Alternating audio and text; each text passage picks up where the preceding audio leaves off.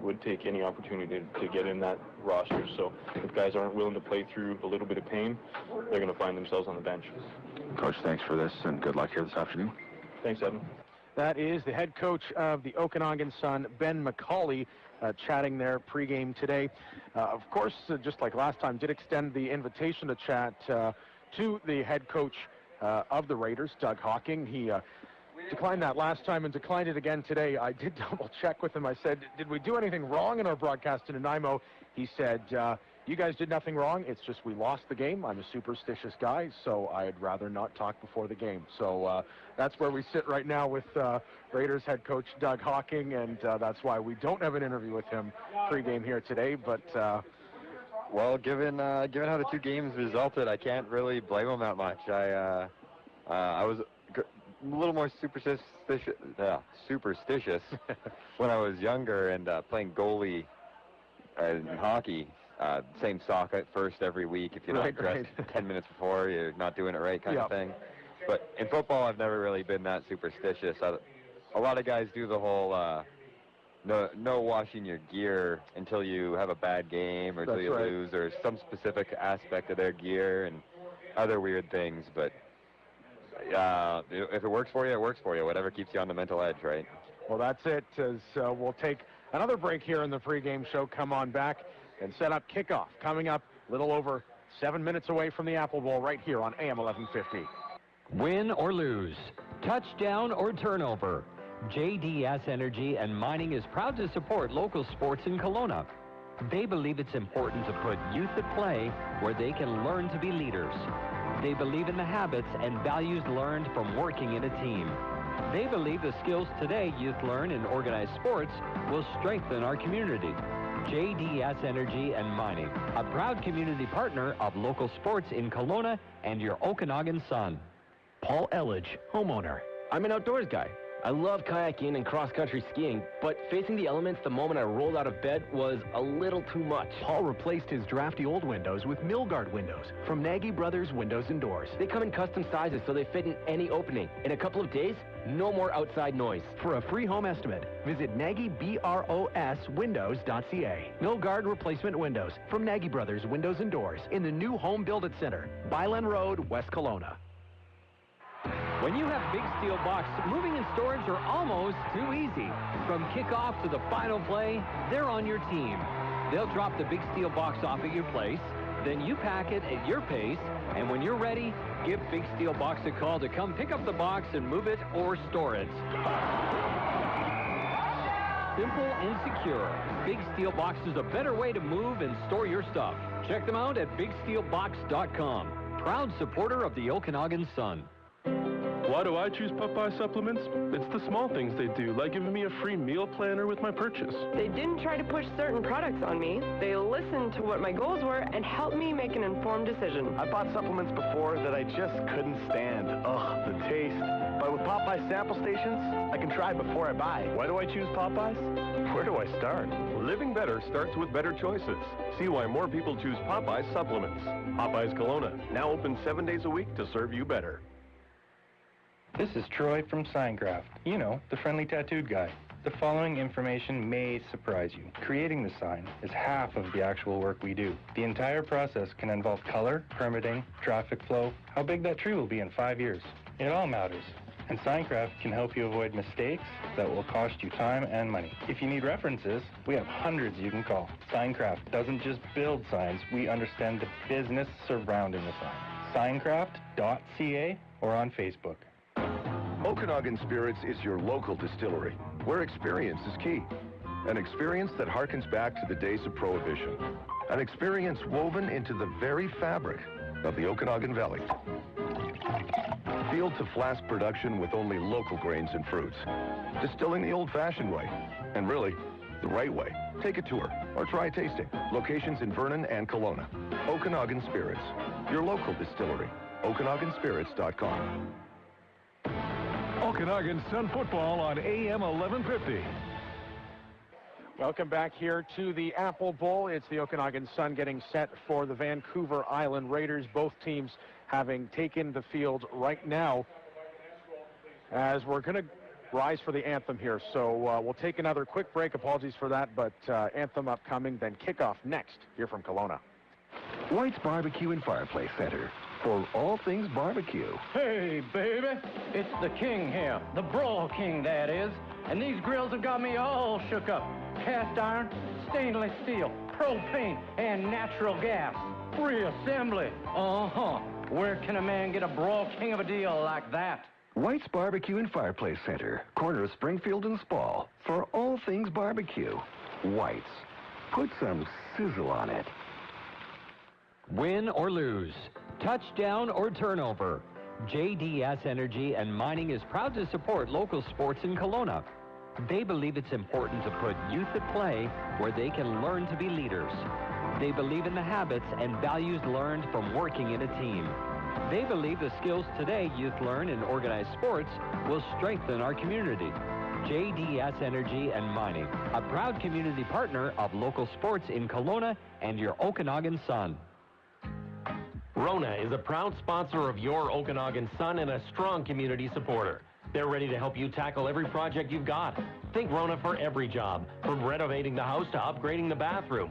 Whether it's a huge undertaking or just a small fix-up, they have the products, the prices, and the expertise you need to get the job done right. Visit Rona.ca and tackle every project with Rona. Doing it right. 1711 Springfield Road. Proud sponsor of your Okanagan Sun. You can rely on the Kelowna Mr. Lube team to ensure your vehicle is ready for those long road trips or just in-town driving with fluid and filter changes and so much more. Get fast, convenient oil changes, no appointment necessary, and enjoy full tire service with the same no appointment status. Plus, they're open late till 8. Take good care with Mr. Lube Kelowna, across from Superstore behind Skogie's, and coming this fall at 948 McCurdy Road, proud supporter of your Okanagan Sun. Under the helmet and between the 50s. This is your all-access pass to Okanagan Sun football on AM 1150. Welcome back here to the Apple Bowl. Evan Cook, Carson Park alongside you for this one as we're watching the coin toss take place out at midfield between the Sun and the Raiders here this afternoon. Quickly, before we get to kickoff, let's just go over the running game because it's another good matchup that we didn't get to expand upon earlier in our pregame show. Rhett Williams of the Raiders is the one to watch. 81 rushes for 551 yards. He was second in rushing in the league, but right behind him, the familiar name, Robbie Rodriguez, whose second half surge put him up to 72 carries for 489 yards this season. A good matchup between two opposing backs here today. Definitely. And both have a 6.8 yards per carry average, which is a very impressive average. And kind of weird that they are tied in that category. Robbie definitely catching up on the carries late in the season. But the thing to look out for is the Sun are really going to want to get Robbie in the end zone this year because he has no rushing touchdowns yet, at least no registered ones, and I don't remember any. So he just has the one which came through the air on a short pass earlier this year. You're right. I think kind of an anomaly. Only registered catch. Yes. Which is quite the anomaly of a play for him. So, yeah, they didn't need to get Robbie in the end zone, and that's going to be something for them to focus on. Rhett, on the other hand, has 3 touchdowns. He also only has 1 catch. So running backs in the game really one-dimensional in terms of just pound that rock, but both are very, very good at it. So expect to see a lot of that today. The Raiders win the toss. They defer it. It'll be the Sun getting the ball first. We'll take our final pregame break. Come back for kickoff here on AM 1150. I'm Rosemary Thompson, music director and conductor of your Okanagan Symphony Orchestra. Come in costume and join us for Halloween fun as we present our first ever spooktacular. From Danse Macabre to A Night on Bald Mountain, some of the greatest orchestral music was written to scare you. With movie music from Dracula, Psycho, Harry Potter, and more, we've got you covered for a spooky evening. Don't miss the OSO Spooktacular, October 28th at the Kelowna Community Theatre. The OSO. See it, hear it, love it. OkanaganSymphony.com. It's time for another BCHL Scholarship Update, presented by Subway Restaurant. This is Alex Runsley, voice of the Powell River Kings. The BCHL congratulates the Nanaimo Clippers' Brad Belisle on a scholarship to Bemidji State, and the Kings' Johnny Evans on a scholarship to Yukon. In each of the past 6 seasons, the BCHL has increased its number of college-committed players and set another record with 150 last year. For all the latest scholarship details, visit bchl.ca. The BCHL, Smart Hockey. You're listening to Okanagan Sun Football on AM 1150.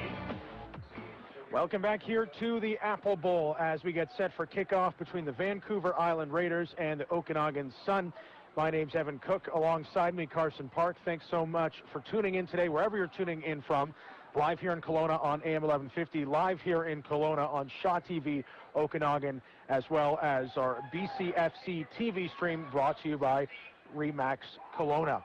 As I mentioned before the break there, it is the Raiders who won the toss. They deferred their kickoff to the second half, so they will boot the ball to the Sun here right now. And it is kicker James Parker who's got this one lined up here at the 45-yard line, ready to kick this one away. Connor Richard, Javen Keakley back to return this kickoff if needed. Richard, we were talking before the game, a guy who's played a little bit of halfback here as well as linebacker, returns kicks too, and so that's part of his play now. But the kickoff comes to Keakley, who gets it at the 5-yard line. We are underway here in Kelowna between the Sun and the Raiders, and a good stop there by the Raiders, bringing Keakley down at about the 20-yard line where the Sun offense will start. Yeah, I didn't catch who it was making the tackle there, but that's a great tackle on special teams. Open field tackle against the returner. Those are only happen really clean when he doesn't quite see you coming, because he does have to keep an eye on 12 guys running down the field at him. That's still a difficult tackle to make in the open field. Yeah, we've talked about that open field tackling on special teams, especially guys that are able to do it at full speed or close to full speed, and how difficult that is. Yeah, breaking down at 100 miles an hour is a difficult thing to do, especially when there's a shifty guy going the other way. Keith Zyla out of the gun here. 1st and 10 for the Sun on their own 20-yard line. First play going to be a handoff up the middle here. That one to Rodriguez, who looked like he lost the ball at the end of that play, but he might be ruled down here. Gain of a couple for the Sun. Yeah, officials marked him down immediately, and he had a better angle on it than we did, but all the Raiders around the ball certainly wanted it to be count as coughed up. Hopefully that's the only time we see that this game from Robbie, because it hasn't happened much this season, if at all. Looked like a game of both. We have Robbie playing slot doing the Mosley's position. That's what's going on today. Yeah, looked like gain of a couple there, and so Sun on 2nd down here. The pass to the outside, that was Spencer Schmidt who was targeted there, but it's thrown just behind him past his outstretched hands, and so a big 2-and-out here for the Raiders on the Sun first offensive drive of the game. Yeah, that's what we were talking about in the pregame a little bit. The incompletes, you have to avoid those incompletes, because in the CFL game with only 3 downs, a single incomplete here just cost us a first drive of the game, and you can't have that going forward. Fortunately, Zyla's had a pretty consistent year in that category, so it shouldn't happen too much going forward. Isaac Wegner, they punt this ball away, end over end, sends Mayo back to his own 45. He'll run across the field here towards the near sideline. Now he cuts up to midfield, in across the Sun 50. That's where he'll be brought down on a long return there for Bryson Mayo, where he ran a lot further than the 15 or so yards that they netted on the play. Yeah, definitely. That's his style. He's a shifty guy. Any daylight he gets, he's going to go to it, even if it's not really directly upfield. He's just looking for a hold to keep the play alive, and got him 15 yards here. So going to be officially 1st and 10 here for the Raiders on the Okanagan 48-yard line. Good field position here for VI after the Sun were forced deep into their own territory. Jake LaBerge out of the shotgun here. His first play, a handoff to Williams. He has nowhere to go. Wrapped up by a couple of Sun. That was Hayward Beasley on the defensive line there, shutting things down along with Austin Bowes. Yeah, Beasley's had a big year, too, on the Sun D-line. Him and Kluhart are leading the team in sacks, which definitely need to see a little bit more out of that D-line there in that category, though. Only 4 and 4.5 apiece, I think. But on the other side, they have a guy with 12 sacks, so I'd like to see more numbers closer to that for the Sun D-line. Yeah, that big Quentin Bowles leading the league with 11.5 this year. 2nd down play, back to pass LaBerge. He's under pressure right away. That's Cody Thompson in with the huge sack. The blitzing linebacker roared right in on LaBerge and tackled him from his blind side. That's huge. We're going to have to see a lot of that from the Sun today, especially to keep that pressure up, as I was just commenting. They don't have any individual D lineman who's really put a ton of pressure up this season. So if they can get some pressure from the linebacking crew, that would be hugely helpful.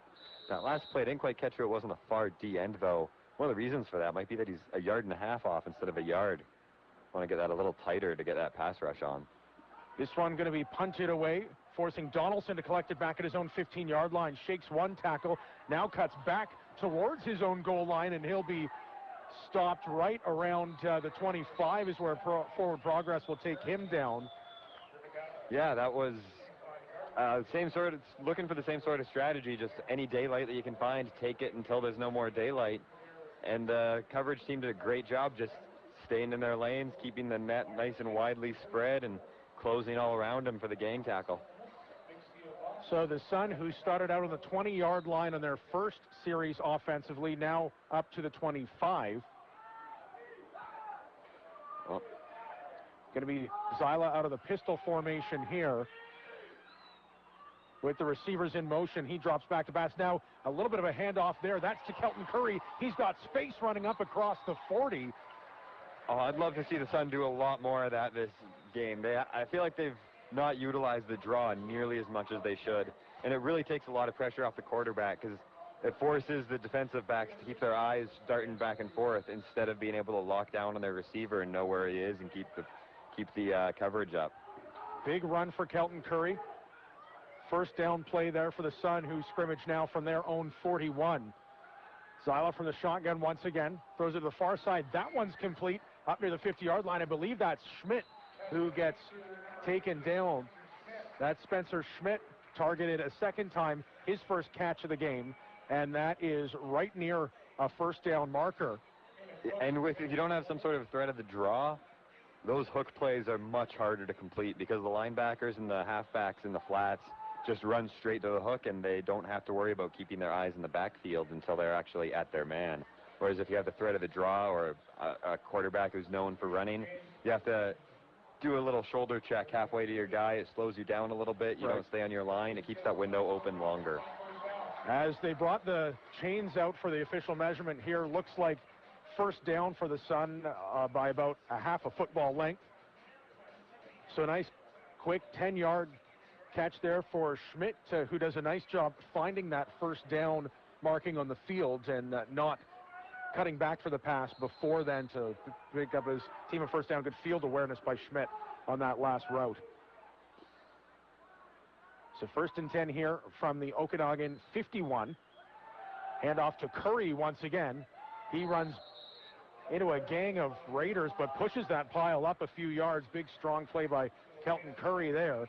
That'll gain about 2 or 3 yards by the looks of it. Yeah, that's not a bad play. Just keep the run well and established. The important ones are always going to be these passing plays that we're going to see coming up next year. As long as it's completion, you have a chance to make this first down. If it's not a completion, then you're off the field to punt again. Officially a 2-yard gain on that last rush from Curry. Second down and 8 on the Sun 53. Zyla lined up with the back right beside him. That's Curry into block. A deep ball thrown here downfield for Schmidt. That one just a little too far in front of him. Overthrown for Spencer Schmidt by maybe 3-4 yards there. That was a brilliant play by Josh Paley. Really underappreciated sort of play there in the secondary. Hard pump from Zyla, which draws all the coverage down. Everyone expects to have to rally down to make the tackle. And that one little stutter step down gets the wide receiver to have that jump on you going deep. And he interfered with the route enough that it slowed him down enough he couldn't catch up to that pass in the air. Yeah, it's a good point. As Panatoni out here to punt it away for the Sun, going to bounce right about the 43. Still bouncing into Raiders territory. They'll fall on that ball at the 30-yard line with the no yards flag coming out at the end of that. Yeah, Panatoni with that rollout punt as always. Looks like we have a player injured down. Yeah, I saw a second flag come out too, which made me wonder. I think it was the no yards, but I think Panatoni was in that ruckus. So I'm not sure that should be no yards, but might have been a block in the back or something else causing an injury there. Yeah, I wondered if there was an additional foul that... well, that's Mayo coming off, limping. That's not good. Not at all. It was, yeah, like you say, Mayo was the one who fell on the ball and might have... I wondered about a late hit coming in at the end there. Referees are still conferencing on what exactly going to happen there. Yeah, I'm pretty sure it was Panettone coming in late in on that hit, and I saw Beck Fullerton join the fray too, but I think he was the second guy into the pile. Number 2, kicking team, 15 yards penalty. First step. So the 15-yard penalty, which means the guy who drew the no yards penalty also hit the player. Yep, and he did, but I sort of thought he was the second man in on that, but I may be wrong. That's a really frustrating play, too. Fullerton, the long snapper on the play, his job is to be the first man in on that and kind of establish where the 5-yard bubble starts. So being inside that 5-yard bubble, that's not great, and then having the not awareness to be the guy making the tackle isn't good either. So 1st and 10 for the Raiders up at their own 44. LaBerge in the pocket, now scrambling, runs out to his right. Flag comes in at the end of the play as he throws it up the middle. That pass intended for Evan Rode. It went between his hands, but looks like a hold's going to come up here on that play. That was some great pressure there by the Sun DNs, I would think. Didn't see any blitzing linebackers anyway, so it should have been the DNs with great bull rushers getting pressure off the edges. I'd like to see Fullerton keep his eyes open a little more for that football coming in, though. He saw the receiver jumping up, reaching high, looking for the big hit, and ball went through the receiver's hands. Had he kind of stayed a little deeper playing center field, he might have had a play on that ball. Hold goes against Tristan Waters of the offensive line, so going to be 1st down and 20 here. Line of scrimmage back on the 34. Out of the shotgun here, LaBerge once again under pressure. He's going to roll out to his right, avoids a couple of tackles. Now he'll just take off with it, head to the sideline, and get out just shy of the 40-yard line. Going to be a gain of a few here, but bringing up 2nd and long here for the Raiders.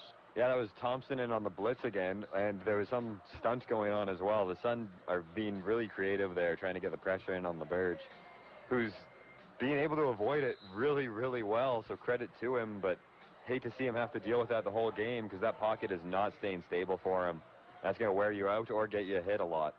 Yeah, no kidding. That has been definitely the key part of the Sun defense so far is collapsing in on that pocket. Lots of pressure for LaBerge right now, who is up against the 2nd and 15 here. Going to be a handoff this time as Williams gets tackled out across the 40.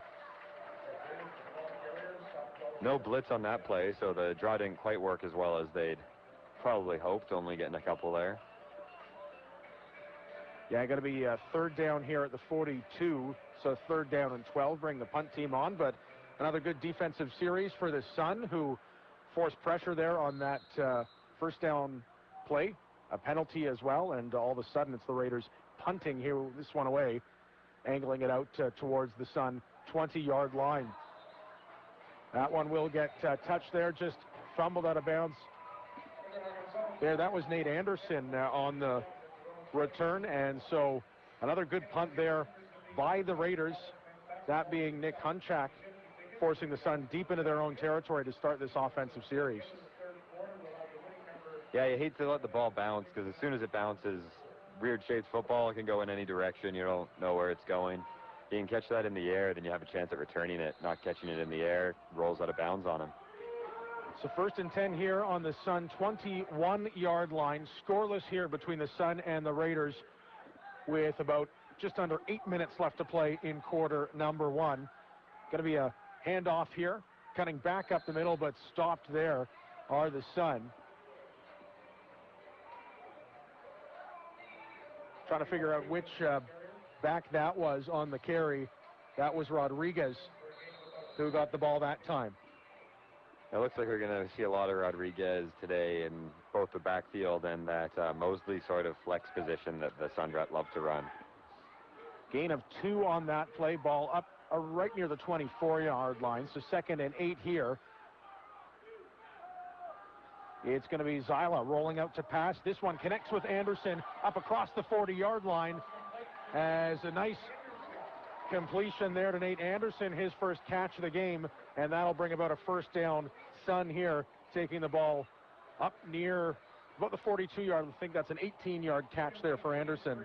That was a great, well-designed play, finding the little soft spot in the hole in the zone, coming to a stop, catching the pass, getting upfield, completions, move chains, and that's what we're seeing out of the Sun offense here right now.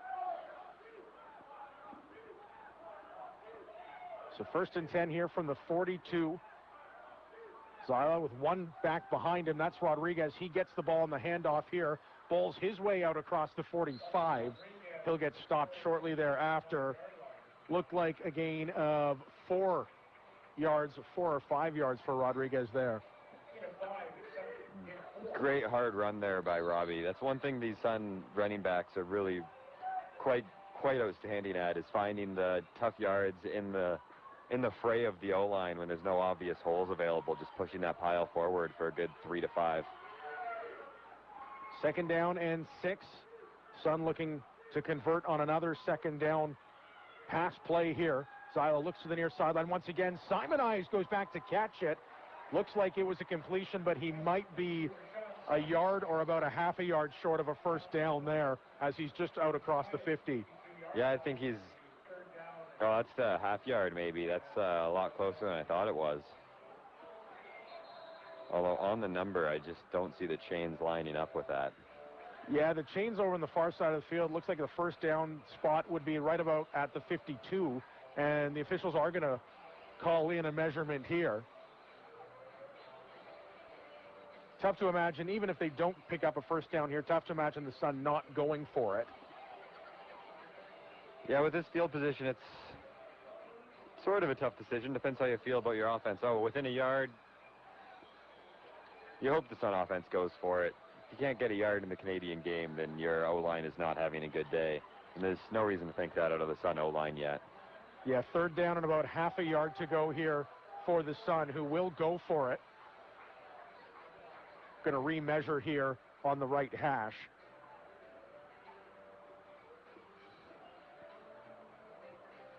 But it's a good point, and one we've talked about before, going for it on these short yardage play in the Canadian game with that extra space out there. If your defense can get a stuff here, that is a huge, huge boon to your defensive line. Sun going to go out of the eye here. Fullback moves up. It's a quarterback keep as Zyla just dives forward ahead, and it looks like he certainly has gained enough yardage on that play. It's going to depend on the spot, but I definitely tend to agree with you. It looks like he should have had enough for the spot. Oh, and they're waving him on. Okay. So there we go. Zyla sneaks it ahead. I just wondered, just because of his issues not being fully healthy for a lot of this season, I wondered, were they going to try and limit that contact, maybe hand off to a fullback or a tailback in that scenario, but he's going to stay under center again here on a 1st down play. Hand off to the tailback. That's Richard with the ball, who's going to get wrapped up right near the line of scrimmage. And Eli Haynes is out there too, so I guess that's still just the goal line offense out there running a 2nd play. Yeah, exactly, as it was Haynes who lined up as the fullback on that 3rd down conversion. And he and Richard stayed out there. Richard with, looks like no gain on that play. We'll line it up once again.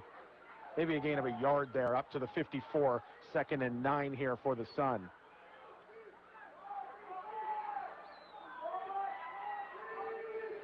Four-man rushing here for the Raiders. Going to be a pass. That one is complete. Not knocked down initially was the Sun receiver. That was Tyson Mastrodimos there up across midfield, still short of a 1st down. Yeah, great way to shake that first tackler is just body checking him. No wrap on that tackle attempt here.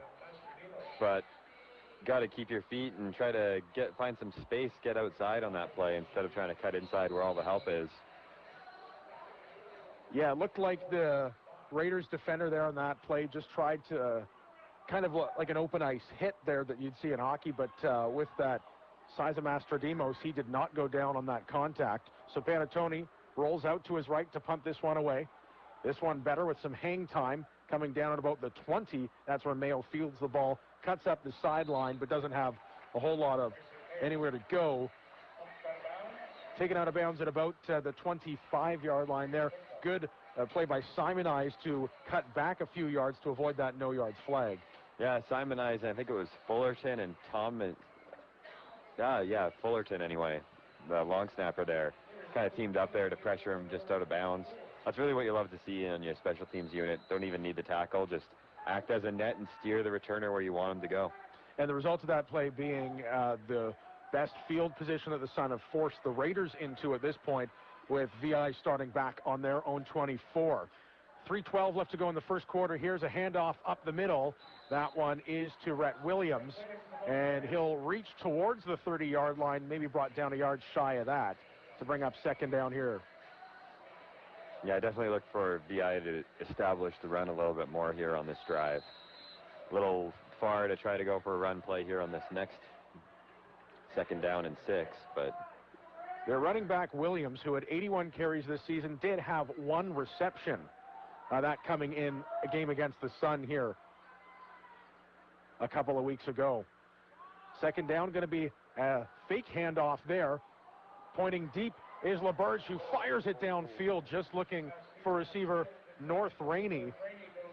Cool. Bit of a read option there with the fake handoff, and LaBerge rolling out, and he just overthrew him at the end. Yeah, definitely. You saw him points, try to get it directed his receiver over to the deep, because there was no over-the-top help there, and just needed a little bit more air on that ball for his receiver to run under it.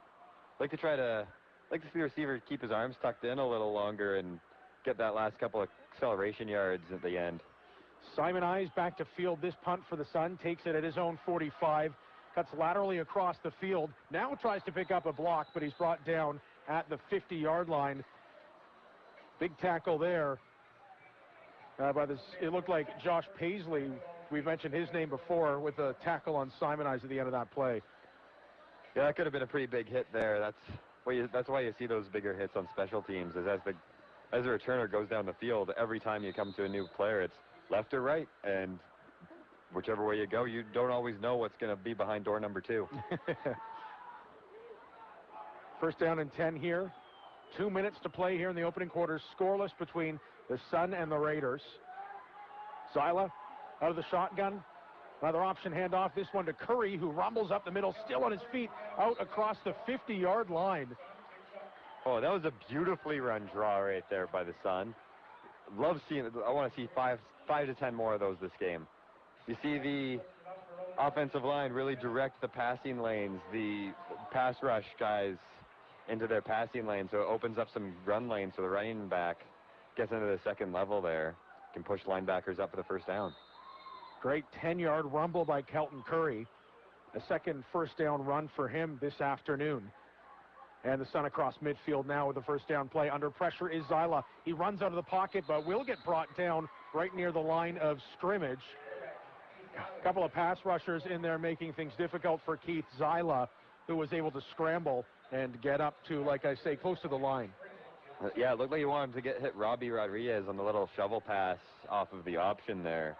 But the screen had sort of developed in between him and where he wanted to shovel it, and you can't really shovel pass through 3 D linemen. Yeah, second down and 10 coming up here. Sun with a couple of backs besides Zyla. They'll drop to block. Now the pass is complete. I believe that was Schmidt, who will be marked up near the 52, but not near enough for a first down, which would have needed to come to the 40. So going to be a big stop here by the Raiders once again. A little bit strange play call there, but another completion. Keep the confidence up in the quarterbacks and his receivers, but yeah, no real chance to get a first down out of that play. Yeah, well, we saw the pass to Schmidt on a second down earlier, that hook route you were talking about, where he runs up right to the first down, but he couldn't get that far upfield this time. And so, like you say, not really a chance of a first down completion there. Panatoni punts this one away. Mayo picks it up just inside his own 15. Now gets out across that 15-yard line where he's wrapped up quickly. Bryson Mayo, who has been an effective punt returner for this Raiders team this year. He's had 34 of them coming into this game, averaging just under 18 yards a carry, or a reception rather, on those returns. You can really see the respect that the Sun are giving him in the return game by the guys you see coming off the field and staying on the field after these punt returns. We have Simon Eyes coming off the field. Eli Haynes and Thompson both staying on the field, or both on that last return. Fullerton, the long snappers, on every kick. There's a lot of really good athletes. Robbie Rodriguez is coming off the field there, too. He was on that punt. So there's a lot of good top-tier athletes on the Sun team that are in the punt coverage unit right now because they do respect that return team from VI, and you need to keep that in check in this game. I think any play can turn the tide of this game, and that's a guy who can turn any play into a touchdown. Yeah, no kidding. Like you say, we've seen that from him earlier this year. As that play actually ended the first quarter, and so the teams will switch sides here. Still scoreless, by the way, between the Sun and the Raiders. Not all that surprised to see kind of a defensive battle here in the opening quarter. Definitely not quite as stifling as the first game they played, but both offenses are playing fairly well, just haven't really been able to put a scoring drive together yet.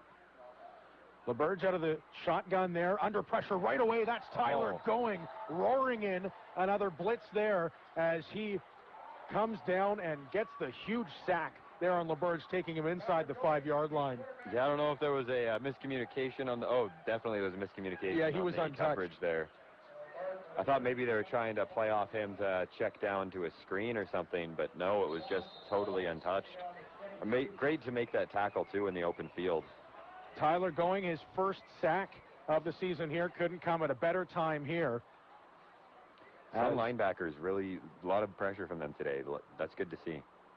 So this will force it to a 2nd and 22, ball right on that 5-yard line now. LeBurge fakes the handoff, now a screen. He's going to connect there with his fullback, Deshaun Dingwell, who will rumble up.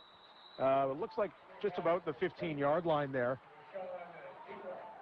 Good completion there, good yardage gained on that screen pass to Dingwell. Very much so. A little surprised there wasn't a flag thrown there late there. Kalen Botel.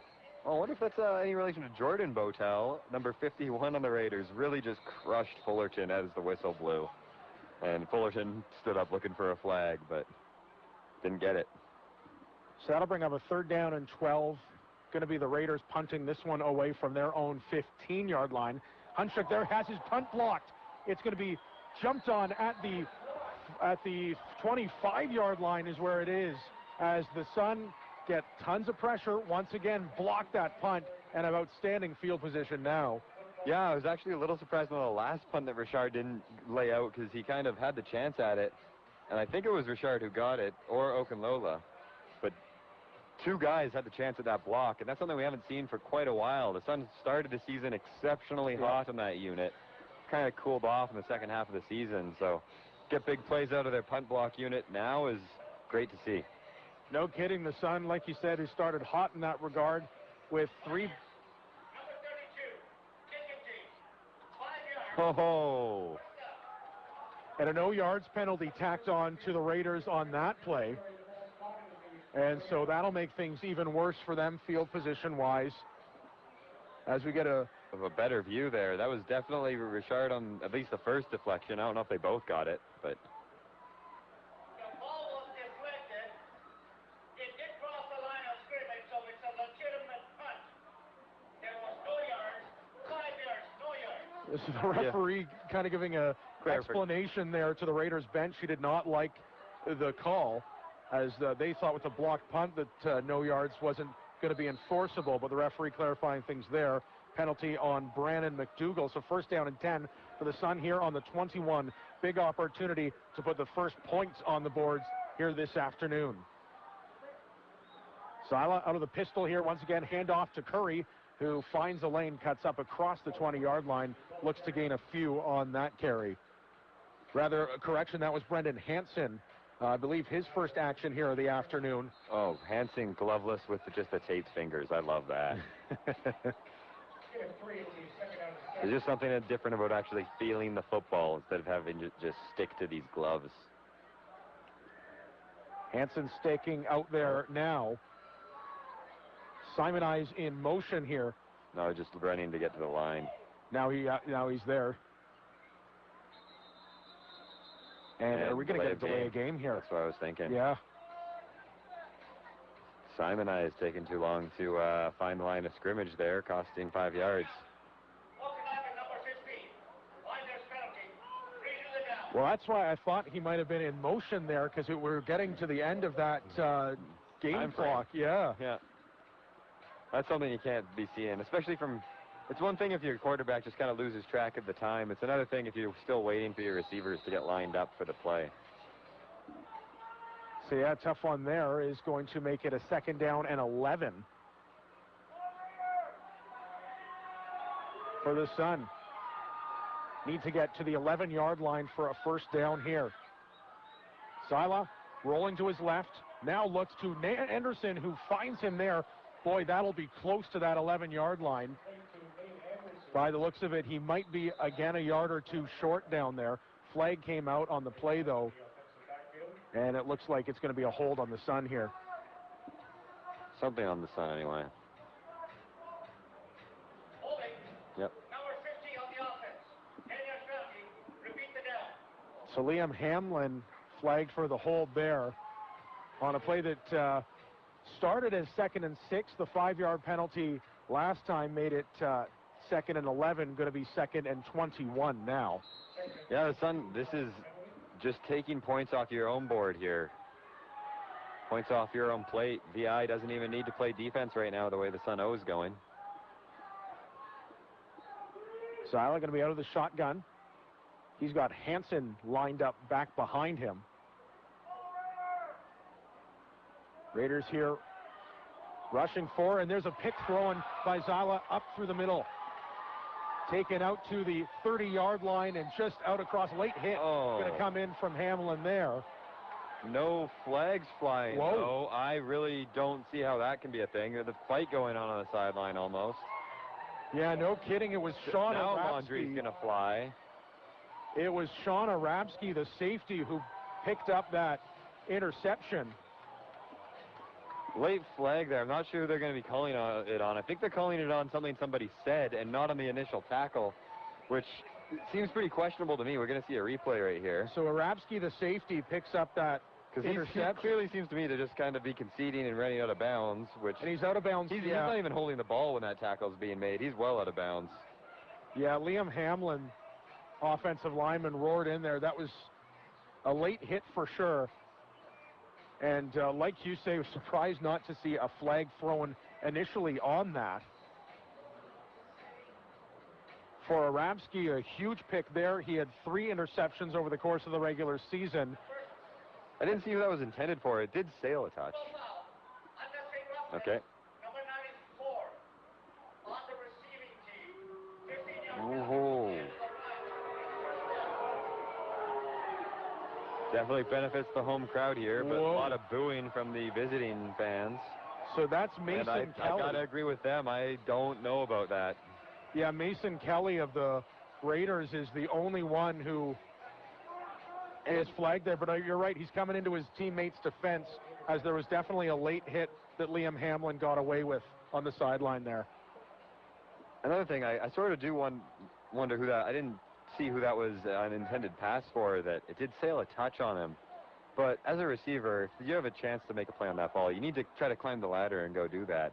If he had gotten even a hand on that ball, it might have redirected it enough for there not to have been a pick, but just kind of alligator armed it. And yeah, I'd wondered even if there was a miscommunication there on that one, because the pass was so far away from the Sun receiver. It sails right over there's a Sun player running the seam, and it just sails over his head. But from here anyway, it sort of looked like he might have been able to... I don't think he could have caught it, at least not reasonably. It would have been a circus catch, but at least go up and touch the ball and make that a harder catch for the safety.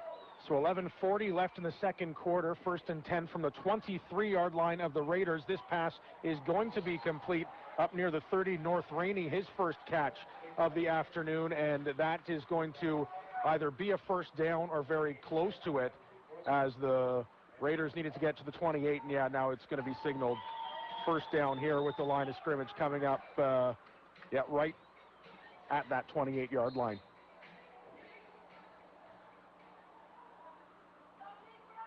Boy, a tough play there for the Sun, as they had that golden opportunity to put points on the board, turn the ball over, well, just outside of the red zone there on that play. As a 1st down handoff here, going to be to Williams. He's got nowhere to run as he gets out just across the 30. Still manages to turn it into 3 yards anyway. Yeah. So that was really tough yards there for him. Let's get a look on the replay there. Really small hole, nowhere to go, and met in the hole, shakes one tackler, and manages to fall forward for a couple. Oh, that was Eli Haynes. He's going to be frustrated with himself for the rest of this drive. Yeah, good gain of 3 there, especially in a play where they were... Met him in the hole beautifully and just couldn't take him down at the line of scrimmage. LaBerge out of the eye. He's under center here for a second play. Couple fakes. Now tries the screen. Oh. That one just over the outstretched hands of Deshaun Dingwell. For the Raiders, an interesting play on offense there where Dingwell, who had the catch earlier, has been targeted a couple times. A fullback who normally rushes the ball, did so 14 times this season. But the Raiders have tweaked his role against the Sun here today and used him as a receiver in the screen passes. Yeah, that screen pass as well. They like doing these little cross-block counters with the O-lineman to free them up. Ooh. Hunchak gets run into at the end of that punt and dropping that punt at his own 35-yard line. And it's fumbled now. Who's on top of the ball? Raiders think they have it. And they do. Kelton Curry couldn't come up with the ball cleanly on that punt return. Both ends of that kick really almost went terribly for the Sun. The kicker honestly could have taken a bit of a dive if he wanted and drawn a penalty. You see here, oh no, the camera pulls away before then, but yeah, Richard went for another block and landed right on the kicker's feet. So that's Curry who missed it, goes back to pick it up, and on that second tackle there, you just have to fall on that at that point. You can't be trying to make a play anymore. Looked like that was Braden Belton who came in to hit Curry, but yeah, you're right. Just fall on the ball there. Don't try and turn it into a gain. Yeah, you need to just secure the ball once it's on the ground and you don't know what's going on. So, boy, a huge turn of events here. Special teams for the Raiders, allowing them a chance. 1st and 10 from the Okanagan 24. LaBerge here completes a pass to Rainey. He dives out at about the 20-yard line, and so that'll be a gain of close to 5 yards there. 2nd down and as much coming up here for the Raiders. Trying to argue his case for another yard or two on that, the official. I think he got a pretty good spot on that, as it's inside the 20-yard line, just before that 19-yard line. Yep.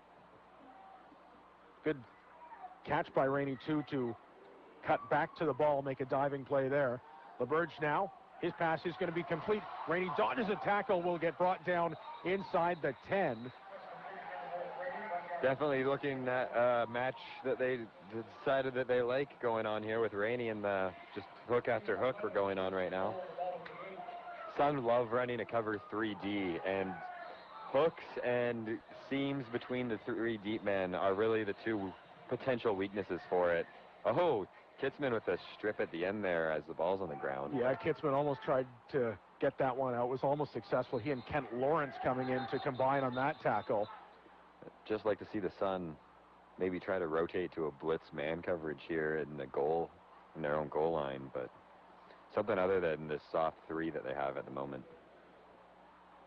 Going to be 1st and goal here for the Raiders with the ball on the 8-yard line. Had a little delay as somebody's towel came out and was lying on the field. But LaBerge out of the eye here, drops back under center. Dingwell the block. It's the pitch to the tailback here. That's Williams, tries to cut wide, and he will get brought down right near the line of scrimmage out in that far sideline. A lot of Sun players just torpedoing themselves to legs there. See the lead blocker get his legs chopped out. And almost rolls into the tackle there, number 4. That was Trey Adams there on that initial diving block who took out the fullback Dingwell. Oh, when you're playing running back and your lead blocker gets gets his feet cut out, that's one of the most rattling moments where you're like, oh man, I was relying on that to be a post. So going to be 2nd down play here. Pass into the corner of the end zone, going up for the ball and coming down with it. A touchdown catch. Guess who? Bryson Mayo. And the first points on the board coming from the VI Raiders here. Mayo with an 8-yard touchdown grab. Yeah, that was against Aldrich Barrios, that jump ball, which is a little disappointing for the Sun, especially basketball background. You like to hope he comes down with those rebounds, those just jump ball high. But Yeah, Barrios had the body position on him and didn't give it up. Barrios, who, of course, had the picks, 6 of them throughout the regular season, trying to come up with another one. But the extra point kick, it is good as the VI Raiders score first in this ball game. We'll take a quick break. The score is the VI Raiders 7, Okanagan Sun nothing. You're listening to AM 1150. As Kelowna's premier commercial real estate brokerage, Colliers International is focused on creating value for their clients. Let Colliers help you with complete end-to-end service, from consulting and appraisal to brokerage and project management. Colliers International will help you buy, sell, lease, and manage your commercial and investment property. Colliers International, commercial real estate solutions to accelerate your success. Proud sponsor of the Okanagan Sun. Visit collierscanada.com. From our team to yours, this is Okanagan Sun Football on AM 1150. Welcome back here to the Apple Bowl. Okanagan Sun Football here on AM 1150 and Shaw TV Okanagan, as well as BCFC TV. This afternoon, it is the VI Raiders striking first this afternoon. An 8-yard touchdown catch from Bryson Mayo has the visitors up 7-0. Kickoff comes up to the 25-yard line. Cakeley, who had to go back on a ball that just went through his fingertips initially. Full sprint up on that one, though. That was a real high, not very deep kick. And I don't know if I don't see any signs of a strong breeze or anything, but it looked like it just got hung up there for a minute. Almost costly for the Sun, who've really had a lot of trouble fielding those kicks last little while for some reason. Yeah, no kidding. Since they threw that interception, it seemed like that big special teams play by the Raiders to get that great field position, putting points on the board. Now the Sun looking to respond, starting out from their own 26. Zyla, he's going to pass this one over to Simon Eyes on the far sideline. He picks up a block, gets out across the 35, and that looks like it's going to be close to a first down here for the Sun. Yeah, they're giving him 12, I think. Sticks haven't moved yet, but it looks like pretty clear from here that they have the first. Okay, gain of 11 there for Simon Eyes. For the Sun offense, a good start there, picking up first down here in the first play from scrimmage. Yeah, you definitely want to see that. Get another completion or two here to keep the drive rolling. Robbie Rodriguez lines up beside Zyla, who's working out of the shotgun here. That's going to be a handoff, who spins away from a tackle nicely. Rodriguez does, up to close to the 45-yard line. There's that smooth style of Robbie Rodriguez. Cool. Yeah, like that first tackler where most guys would just try to bear down and run him over.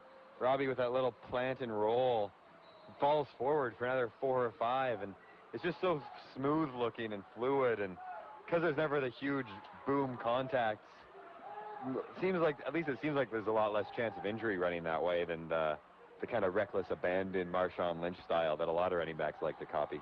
Rolling to his right is Zyla, throws one and nearly picked off there, as that one was postmarked for Josh Paisley, but he just didn't expect that ball to come right to him like it did, and he is unable to come up with the pick, but a third down here for the Sun, who are going to punt it.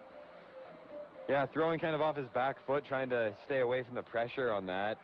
Just pulled his pass a little bit inside, but sort of looked like it might have been a miscommunication too, because it was a lot further inside than I would have expected that to influence his throw, and yeah, really lost opportunity there for the DB. And he was almost sacked too, Zyla was. It looked like kind of half a pump fake bottom that extra half second to make the toss. No completion there, so Isaac Wegner going to punt this one away out to the 30-yard line, where Mayo waits on the return here. Mayo up across the 45. He'll get brought down shortly thereafter. But more good field position here for the Raiders, who are trying to take a hold of this momentum and run with it here. Yeah, especially scoring off that last series. If they can get another one and get a 2-score lead, that's going to be huge for them as we close in on the halftime here. Sun really need to have their offense start to get rolling. A little surprised they didn't try run play there on 2nd and short to try to move the chains, but you need those completions to move the sticks. 1st and 10 here from the 46-yard line for the Raiders. 2 men in the backfield They'll block here for the pass from LaBerge. Comes to his right now, throws to the near sideline, complete to Mayo at midfield, cuts up to the 50, now down to the 40, where he'll get taken out of bounds. Trey Adams really has to make that tackle there as the first man in on Mayo. If you let him get past you, there's often too good of a chance of him finding the end zone. Even if you don't get the tackle, you need to be able to play in front of him and not let him get past you down the sidelines like that. Plus a little 4-on-4 action would be fun. A 24-yard catch and run there for Bryson Mayo. It looks to be limping a little bit as he heads out to the line. But on a first down play here, going to be a handoff to Williams, who gets met by Connor Richard up at about the 38-yard line. Richard playing halfback coming off the edge is really a dangerous tackler. He loves to just lay the lumber as hard as he can, as often as he can.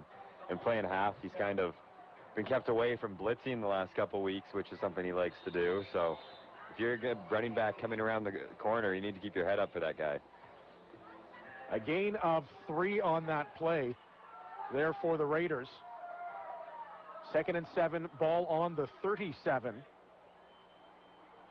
And it's going to be LaBerge to pass here on 2nd down. He looks to the corner of the sidelines, that one falling out of bounds. Nearest receiver there was North Rainey. But it's going to be a 3rd down play here, and I'd imagine a punt coming up here from the Raiders to really force the Sun back into their own end of the field. Yeah, we'll see who the Sun send back there to try to catch this punt. Hopefully it goes well for him. It looks like Adams. Nate Anderson, Anderson, sorry. Jogging back there toward the goal line. Going to be Hunchak punting it from just about the 45-yard line of the Sun, sending Anderson back to his own goal line here. Makes one cut up towards the 5, but not much further there.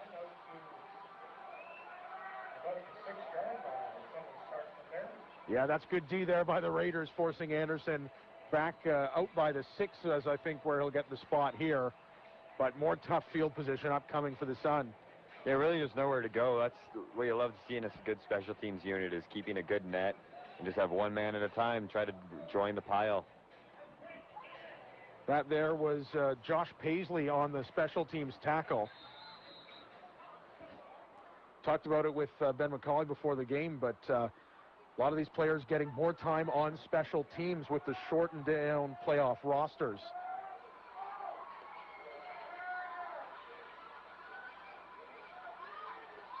So Zyla now going to hand this ball off to Rodriguez with a head of steam. He'll get up to about the 10.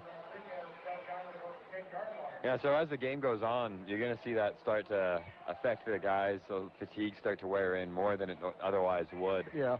And hopefully that doesn't affect either offense too much, as having that fresh feel is kind of, your flow is kind of dependent on that sustaining itself through the game. On defense, you're pretty much tired the whole time anyway, so... Big play upcoming here, 2nd down and 6, ball on the Sun 10-yard line. Looking for that first down here to extend this drive and get the ball a little further upfield. Silo with an empty backfield, looks into the slot, throws an interception there at the 20-yard line. A huge pick in the middle of the field. Nathan Myers coming away with that one. Not really sure what Zyla's looking at, because it didn't even look like the defensive back had to make a play there. He's just getting hit by the ball. Yeah, nearest receiver there was Jesse Falconer, but clearly a guy between Falconer and the football. So disappointing throw there from Zyla. Sun D really needs to step up big here and make some sort of play, especially how well they played this team the first game and the first half of that first game. Sun D really needs to emulate that version of their defense here late. 2:56 remaining here in this, the first half of the ball game. 7-0 the score for the Raiders as they look to tack on to that. Ball going to be spotted right on the 20 here. That's where the linebacker Mayers went down with that interception. He had one pick over the course of the regular season and picks up a huge interception there. 3-minute warning comes and goes on that play. Back under center, dropping back is the quarterback, LeBurge. Tries to wave a receiver downfield. Now he's going to pick it up and run with it, and he will get a first down here as he'll head out of bounds right near the 5-yard line. Huge run from Jake LeBurge. Huge run, and can't quite catch the number on which O-lineman it was peeling back here. Maybe we'll see it on the replay. Getting Thompson, but pretty lucky there. He didn't get a block in the back as it was just right in his hip pocket, and at least in my experience, it sort of depends how the defender falls, if that's going to get called or not when you hit a guy clean from the side like that. Looked like 58 Waters, it might have been. If you stumble and fall onto your backside, it's clean. If you fall onto your stomach, you'll get a flag pretty often. So that was pretty fortunate for him and the Raiders. So the Raiders now, as it looked like early movement, whistle right off the snap now. First and goal for the Raiders. They're lined up at the 6-yard line. A great 14-yard run there for quarterback LeBurge on that last play. If you told me at halftime of the first game that this VI Raiders team, VI, I guess, if you told me that they would later tie Okanagan on the last play of the game in the Okanagan, I'd be like, oh, well, that's I'll have to see how that happens, how this offense manages to turn it around. But the way this offense is now playing in this game against this swarming, powerful Sun defense is quite impressive. Yeah, they sure are. And, I mean, we've talked about the 2 interceptions in this game. Really throws that were right to defensive players. They were just in perfect position both times to make a play on that ball. As it's going to be first and 16, 10-yard, from the 16, 10-yard penalty, and a big sack there in the backfield. That's going. That's another Sun linebacker coming in on a blitz. A lot of pressure from those guys today. So aided by the penalty here, the Sun D forcing the Raiders to lose yardage again on that sack. An inspired effort here from the Sun D to push them back. They were down at the 6-yard line initially. Now they're back on the 23rd yard line here for a second down and goal still. Yeah, keep your eye out for a screener, a draw, just something conservative to keep get a field goal opportunity. Oh, no. LeBurge now looking down the sideline into the end zone there, went for it there, diving out of bounds with the receiver. Looked like Alex Bonnet-Plume, number 18 down there, who was trying to dive towards that catch. Diving into the track is never a comfortable feeling. No. It was right at the tail end of that play as that end zone, the corner cuts in on that end zone for the track down there, and he took a tumble, but an incomplete brings up third down here. Going to be a field goal. The kick will come right from the 30-yard line. Looks like we have a timeout called to get another man on the field. Trevor Pelland jogged in late from the sideline there. And so the Raiders take a timeout here to avoid a penalty moving this kick back. And to take the kick here is James Parker. As I say, he'll be booting it from the 30-yard line. Parker in the regular season was 21 for 25 on his field goals. Do we have a long on him, or? Don't have a long on him just because that's not a stat that's kept track of, unfortunately. Oh, that's convenient. Well, it looks like we're having a 30 or a 31-yarder, and he was kicking from 25 before the game started. It was the only kicks I saw him doing, and he looked comfortable doing it, but that's without any pressure or anything. So I don't know if that's kind of his limit or if that's just a comfortable warm-up spot. Like you say, it's from about 30 yards out here. The kick coming from Parker. Jeremy Cheng on one knee, going to hold this one. That kick is up plenty of distance, but it is wide right. And a huge miss there for the Sun. It's Berrios taking it out of the end zone up to the 10-yard line, and that's where he's tackled. But for the Okanagan Sun, some good defense on that last series. They were looking for a break, and they may have got it just there as the kick from James Parker from 30 yards out sails wide right, and no more points on the board here. Oh, that's a big play. That's a huge play for the Sun. And it looked like the ball came out at the end of that play, but Barrios was down when it did. It's happened a few times this game. I'd like to see a little bit more ball security going on, or a couple more fumbles, one way or the other. You get it a little longer, a little sooner, or don't get it out at all. 2:10 left to go in the first half. Sun trying to respond with points, down 7-0 right now. Zyla, there's that option play on the handoff. Up towards the 25-yard line goes Robbie Rodriguez. That's about half the distance needed for a first down there. I'm loving that draw play. The way it develops just creates a different sort of maze every time, depending on how the pass rush develops. And lets your running back really show off their vision. So second down, going to be a pass here. Zyla towards the sideline, but again, short of a first down there, as I think it was completed to Simon Eyes on the far side. But he's just lined up short of the first down there. Yeah, that's a really, really frustrating play right there, especially punt team coming on to kick it away. Because there's an easy chance at a first down if he can just keep his feet and fall forward instead of losing his footing and falling backwards for the catch. Yeah, Simon Eyes has got that big wingspan, can beat guys to the outside given the opportunity. We've seen that this year, but like you say, diving back toward the ball there, didn't have that opportunity. Bringing up a 3rd down and 3 where the Sun and Isaac Wagner will punt this one away. That one sent out to the VI 50 where Mayo picks up the ball, cuts across midfield now to the inside. He has some blocks, and he's still on his feet as he cuts out across the 35-yard line. Huge tackle there by Barrios. Man, I thought he was gone. Yeah. Yeah, after he got past that initial wave, he had lots of room, did Bryson Mayo, and you're right. Aldrich Barrios, who was getting hit from one side. Yeah. Here's the replay we got here next to us.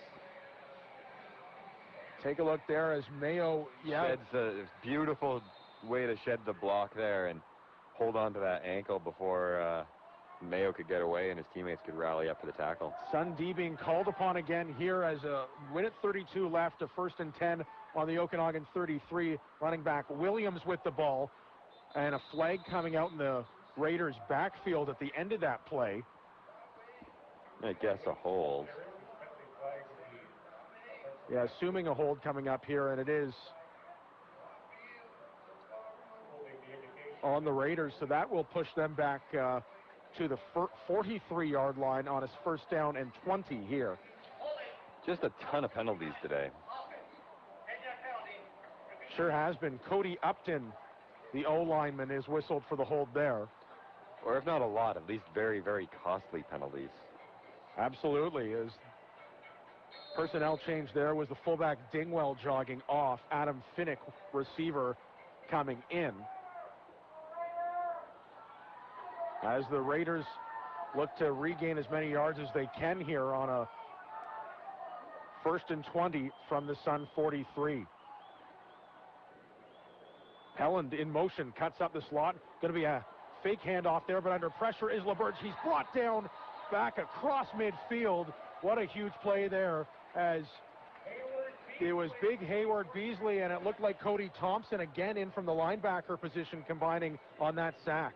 Yeah, great pressure there from the Sun, just forcing LaBerge to keep his eyes down and away from his receivers, as he has to dodge rushers the whole time. Loving the Sun blitz packages that they're throwing out there today, getting the linebackers in the backfield. And doing that regularly, it allows the D-linemen to have more one-on-one opportunities against O-linemen, and then they win more battles. Huge sack pushes the Raiders out of field goal territory. Ball at midfield, 2nd down and 32. Pass here to the near sideline is incomplete for Rainey.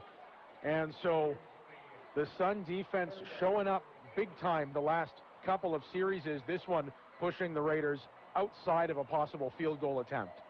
Yeah, that's huge. That's the penalties help, but that sack definitely helps big time, showing up when it matters. Took another look at that sack. It was Thompson coming in at the end, but really Hayward Beasley who deserves most of the credit there, as he tracked down LaBerge and took him to the ground. Hunchak back here, can't punt it as he was under pressure. Now he's just going to take a run with the ball, edging towards the sidelines, and he'll get knocked out at a late flag penalty. Oh no, that's going to be the Raiders keeping the ball here. It sure may be.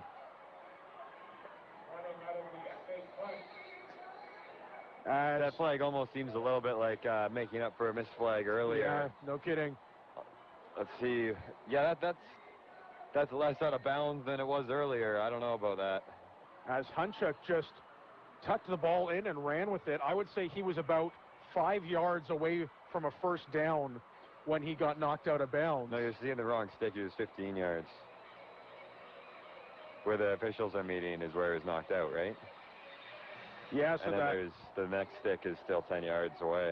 So they've now lined up for the Raiders offense. Yeah.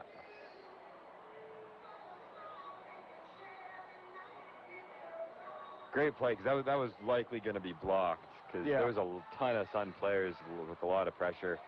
The snap was not as swift as you'd like it to be and had it moving in the pocket a bit. Unnecessary roughness, number 83, Okanagan.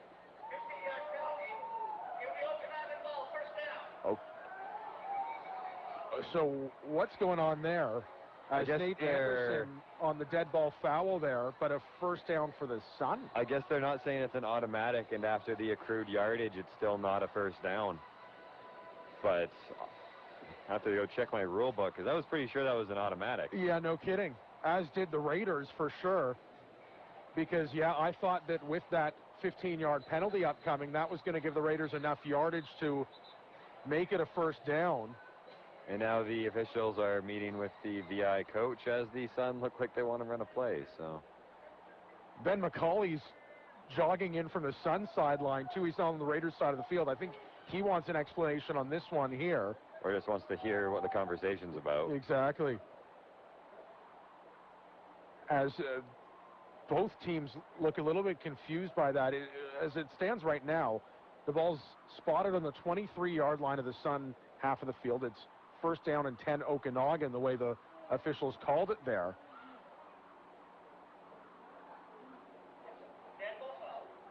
Unnecessary roughness. The play was over. VI Raiders did not gain the first down. You got the ball. So the referee really addressing McCauley there. Yeah. And so he's saying that the hit came after the player stepped out of bounds, and so that's why it's not tacked on to the end of the run there. But again, like you said, I thought it would be an automatic. Yeah, I thought it was an automatic, but I guess that's only in play fouls, or what the distinction is. Okay, so another big play there for the Sun, who have the ball first and 10. Zyla to pass here for Anderson. Dives back to catch the ball just shy of the 30-yard line. It's going to be a gain of 5 or 6. So gain of 5 here with the ball going to be spotted on about the 27-yard line. Only 50 seconds left here, so you're going to see a lot of no huddle in this last minute. Zyla out of the shotgun, empty backfield again. He looks down the slot. That one to Mastrodimos, who got hit as he was taking that ball in. Great way to meet him at the ball there by Chang, the safety. And so I'd like to see Mastrodimos squeeze those. There's a great defensive play. Ball not quite placed in the spot you want it placed to secure that. Yeah, Mastrodimos having to go down to get it and lay out for that ball. And like you say, Jeremy Chang roaring in with a big hit on him there to dislodge the ball. So with 42 seconds left here, a third down and 6 for the Sun. Matt Panatoni back here at his 15-yard line, going to punt this one away. Panatoni rolls out to his right there, gets it away as he gets a flag. Draws a flag. The ball bounces out at about the Raider 52-yard line. But coming in with the big hit there was Brody Taylor off the line, and he looks to be getting penalized here for running into Panatoni. The man I always confuse for Quentin Bowles.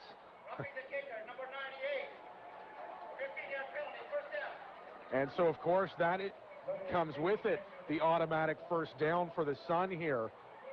Boy, that is a tough penalty for the Raiders and Taylor to take on that one.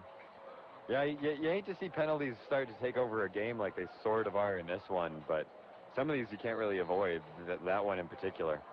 7-0 your score for the Raiders. Clock is the enemy of the Sun right now. Just 37 seconds left here in the opening half. They've got a new life here, first and 10 on their own 42 trying to drive it down the field here. Zyla looks to the sideline. Mastrodimos going to make the catch there. He gets pulled back inside the 40. Forward progress should take him out to almost the 45. And another late flag coming in here. They're being a little too chippy with Mastrodimos at the end of the play there. Wrapping him up there on the tackle was Nathan Myers. And see if it was Myers or one of the other players who was jawing with Mastrodimos. Yeah, it was after our replay cut out there that the flag was thrown. It didn't look like there was, like you say, excessive physical contact at the end of that. I figure it was something that was either said or just the official didn't like there was three guys kind of swarming around the Sun player. 79. Unnecessary roughness on D lineman Doyle Westland. Yeah, I think he was the third man in on that little troop that was jawing with Mastrodimos, but... Boy, here the Sun have moved now 30 yards in penalties in the last two plays, plus the Mastro catch. So they're going to be spotting this one at the Raiders 53, clock down to 30 seconds left. Officials gathering right at that line of scrimmage now. Not sure if they're discussing where the ball's supposed to be placed at this point. On first down here, you need to get a good completion. Yeah, just doing the quick math here. Mastrodimos caught that ball, I guess they're saying just inside the 45-yard line. Tack 15 onto that, and the ball ends up moving up to the 50-yard line.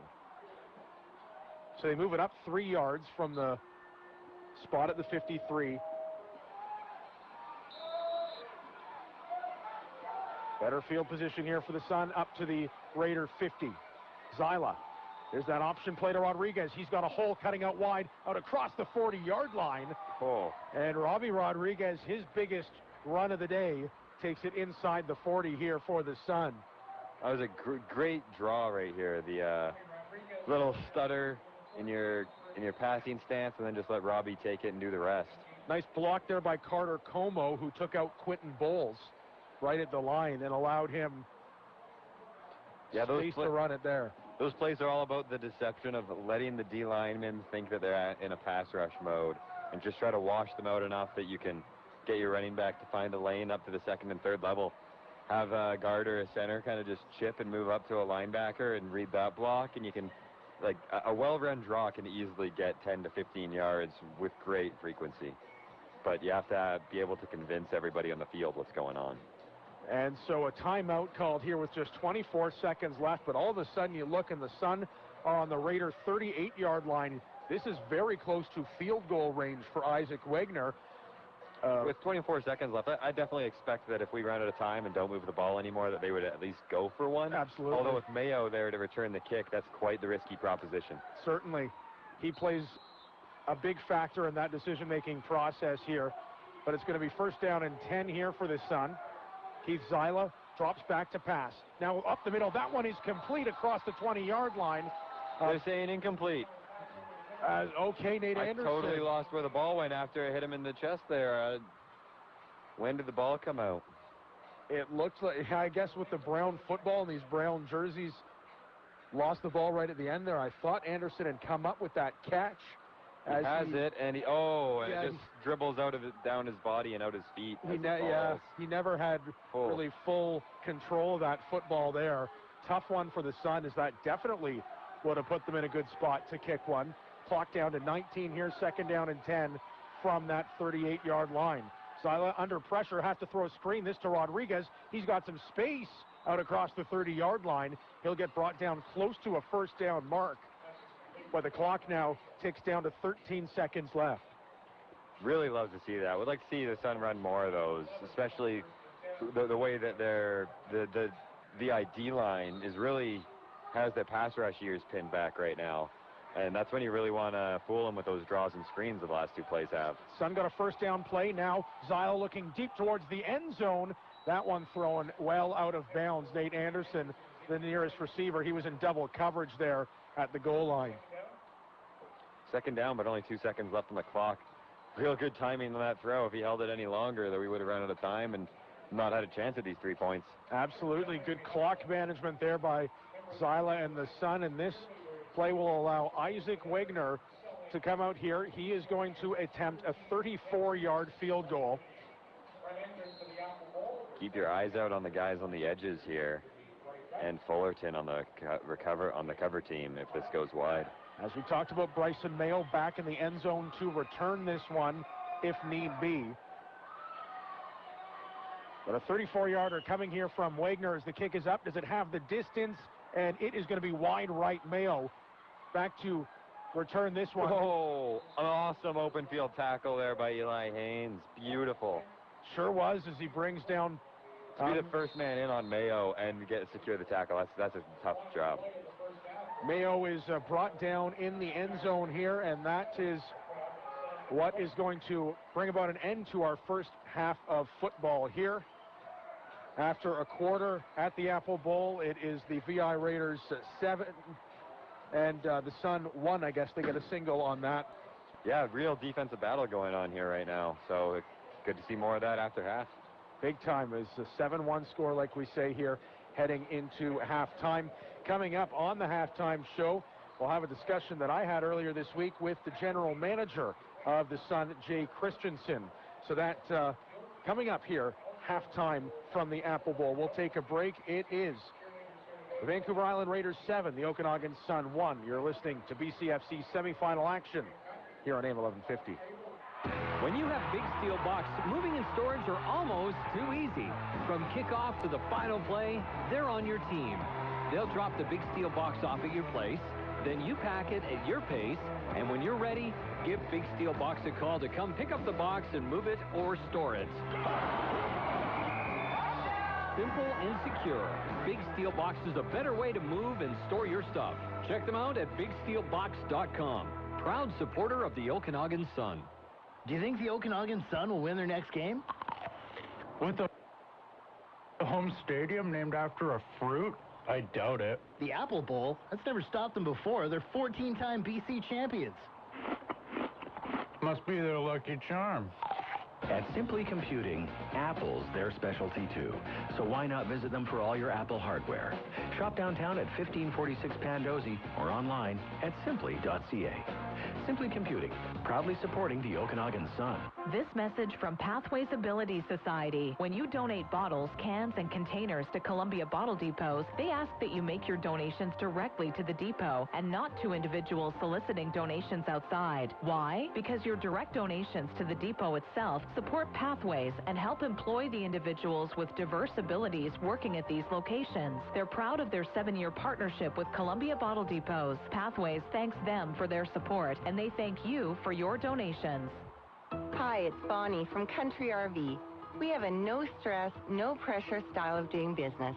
We care about the customer, we listen to the customer, and we want the customer to have the best experience. We know there are a lot of RV dealers in the area, and customers shop around. So when they purchase here, we're honored, and that's what makes us successful. We feel lucky to work here because of our customers. Country RV, the RV marketplace. Highway 97 North at Reed's Corner and in Winfield, or countryrv.net. I guess having an award-winning renovation is pretty neat. It certainly does make you feel proud that, you know, it's in your home and whatnot. Shane on his Tommy Award-winning reno by Gord Turner Renovations. We've always looked at our house as one step towards, you know, our next step. And now this is a home that they've created. And to tell you the truth, our kids will now probably only know one place for their whole childhood because it has become a home. Gord Turner Renovations. They do renovations differently. Visit GordTurner.com. If it's time for a new ride, your timing is perfect. The selection has never been better at Kelowna Auction World. Come turn on the car you really want.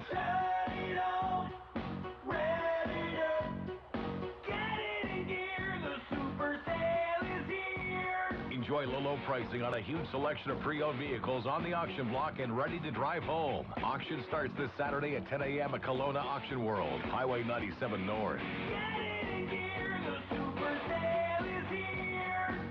Looking for a new beer? Been around the Kelowna City trying to find a breathtaking blonde that is easy on the eyes, cool, and refreshing? Look no further. We got a cool local in your neighborhood. Introducing the newly repackaged Caribou Blonde. If this beauty sounds like music to your ears, it certainly could be. Caribou Blonde now comes with earbuds at participating retailers. Caribou Blonde. Sounds good. Must be legal drinking age. No purchase necessary. Primetime Sports with Bob McCowan. He brings you insider sports knowledge and exclusive interviews. Be informed. Be in the know with Bob McCowan. Weekday afternoons, 3 to 4 on AM 1150. News, talk, sports. Hi, it's Nina from Yamas Greek Restaurant. When you arrive at Yamas, we always try to make you feel at home. Because after all, this is our second home. We'll serve you your favorite Greek dish, pour you some great Greek wine, while you enjoy my dad's cooking made from generations of our family's recipes. Come, enjoy, celebrate. At Yamas Greek Restaurant, a little bit of our home away from home. Call now for your reservation. Open 7 days a week, downtown on Ellis. You're listening to Kelowna's information station, CKFR, a division of Bell Media. We are AM 1150. News, talk, and sports. This is Okanagan Sun football.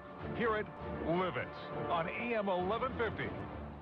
Welcome back to the Apple Bowl here in Kelowna, where the Okanagan Sun trailed the Vancouver Island Raiders 7-1 at halftime here. Evan Cook alongside Carson Park for the broadcast today, and got the chance earlier this week to chat with the general manager of the Okanagan Sun, Jay Christensen. Of course, Jay, a former Sun player, had a 10-year CFL career. Lots to talk with him football-wise, and enjoyed doing so earlier this week. So here is my chat with the part of it anyway, with the general manager of the Okanagan Sun. That is Jay Christensen. Jay, lots to talk about with this group this year, but wanted to talk about you and kind of your journey through football here in Kelowna, because you've kind of done it all. You've been a player with this team, you've been a coach with this team, you've taken on many roles over the years. But let's go back to being a player with this team back in the day. What was that experience like, playing for the Sun as a young guy growing up here? Well, you know, at that time it was kind of, you know, super exciting because it was brand new to the city, and you know, my first year with the Okanagan Sun was only the second year the team had been in existence, and you know, the founding fathers that started up the Okanagan Sun, Bob Harrison and Barry Ness, and there was a whole group of guys. We've always been blessed to have a great board of directors, but back then, when they went to the BC football conference at the time, you know, they basically said there's no way we could compete with the rest of the teams down at the coast back in the 80s. And, you know, obviously the founding fathers knew better and turned out to be prophetic, because, you know, we've always been one of the more competitive teams, but there was a lot of hype around the team. The first year they came in and you know, won a couple of games, and you know, probably, I think, the only maybe of 2 years where we didn't have a winning record, and in the top two. So, you know, they came in and overcame a lot of odds, put a team on the field. The next year, brought in Brock Ainsley, who was our head coach at the time, had just finished his CFL career, and, you know, he instituted a little bit more of a, you know, pro-style system for practice and offensive defense. And, you know, that year in 1982, we ended up winning BC and kind of never looked back. The team's been competitive ever since. So really, you know, put the processes in place to be successful, to make, you know, the Okanagan Sun definitely a destination team. You know, up until, terrible with dates, but let's say 8 or 10 years ago, we didn't have high school football in Kelowna. So, you know, it was either through the minor system or, you know, having to attract players from across Canada, really. And back then, it was a lot of Kamloops players. They didn't have a junior football team. So we've always looked outside of Kelowna to kind of augment the players that are here. And, you know, it's because we've had that success, it started right in that second year, it's been pretty easy to attract players. You pursued the game through a career in the CFL as well. Did having success at this level with this Sun program in those early days, how important was that in you deciding to pursue that CFL career? Well, you know, it was obviously the reason I was able to go to that next level. You know, growing up, I was actually a baseball player. My dad was a semi-pro baseball player, and he coached me, so I just wanted to play sports. I loved it. I loved competing. At about that time, baseball kind of petered out a little bit in Kelowna. They didn't have the Falcons or teams like that. So, you know, I'd still say growing up I was a better baseball player than football player, but there was really nowhere to go at the time. So you know, a buddy of mine was playing football. I switched over to minor football, and then, you know, fortunately made the transition to the Sun. But really, because again, you know, our systems at the time were very professional, and the organization itself was professional, and we've always had a goal and a focus of you know, moving kids beyond junior football. You know, we don't feel it should be the final resting place for a football player. We want them to get, whether it's university, CFL. We've had 4 or 5 guys get onto the NFL. You know, that's kind of our focus, is to move people along, and it was back then. So fortunately, at the time, you know, I didn't have, you know, you always as a kid want to be either an astronaut or a professional athlete, and at that time it was more of a pipe dream. But fortunately, as I mentioned, the guys that were in place at the time with the football team had some connections in the CFL, and you know, got me to a camp with the BC Lions initially that first year, and it kind of took off from there. So you know, there's no doubt in my mind I wouldn't have had that career if it wasn't for the Sun and the whole organization behind it. Thinking back on that career, I mean, you won a Grey Cup championship. You got to play with Doug Flutie. There's got to be so many memories associated with that time, but are there big things that stand out that you still kind of reminisce about today? Yeah, you know, I'm still in touch with a few of the guys that I played with. Obviously, as the years go by, that it happens less and less, but you know, we still stay in touch. And like I say, I mean, definitely the Grey Cup was a fantastic moment. I mean, I was fortunate enough that I only went to one Grey Cup and got to win it. And it was also the game that, you know, we were pretty sure going into the fourth quarter that we were going to come out victorious. So I really got the ability, since it was my only one, to sit back and enjoy and look around at the crowd and just take it all in. So, you know, definitely from a football perspective, that kind of stands out. But really, when you're talking to other people and tell us, it's about the players that you played with. You know, my teammates, some coaches, you know, equipment managers, trainers, guys like that you develop a relationship with are you know, those are the fun stories and the things you really reminisce about. I mean, you know, you don't talk too much about the big hit you took or the touchdown you scored, because, you know, those are just products of the game. It's just, you know, it's the camaraderie, which is, you know, why I've you know, gotten involved, you know, not only to give back to the Sun, but I mean, that's what you miss when you finish playing. I mean, I was fortunate, if you could call that. My last year in the CFL was with Ottawa, who at the time were terrible.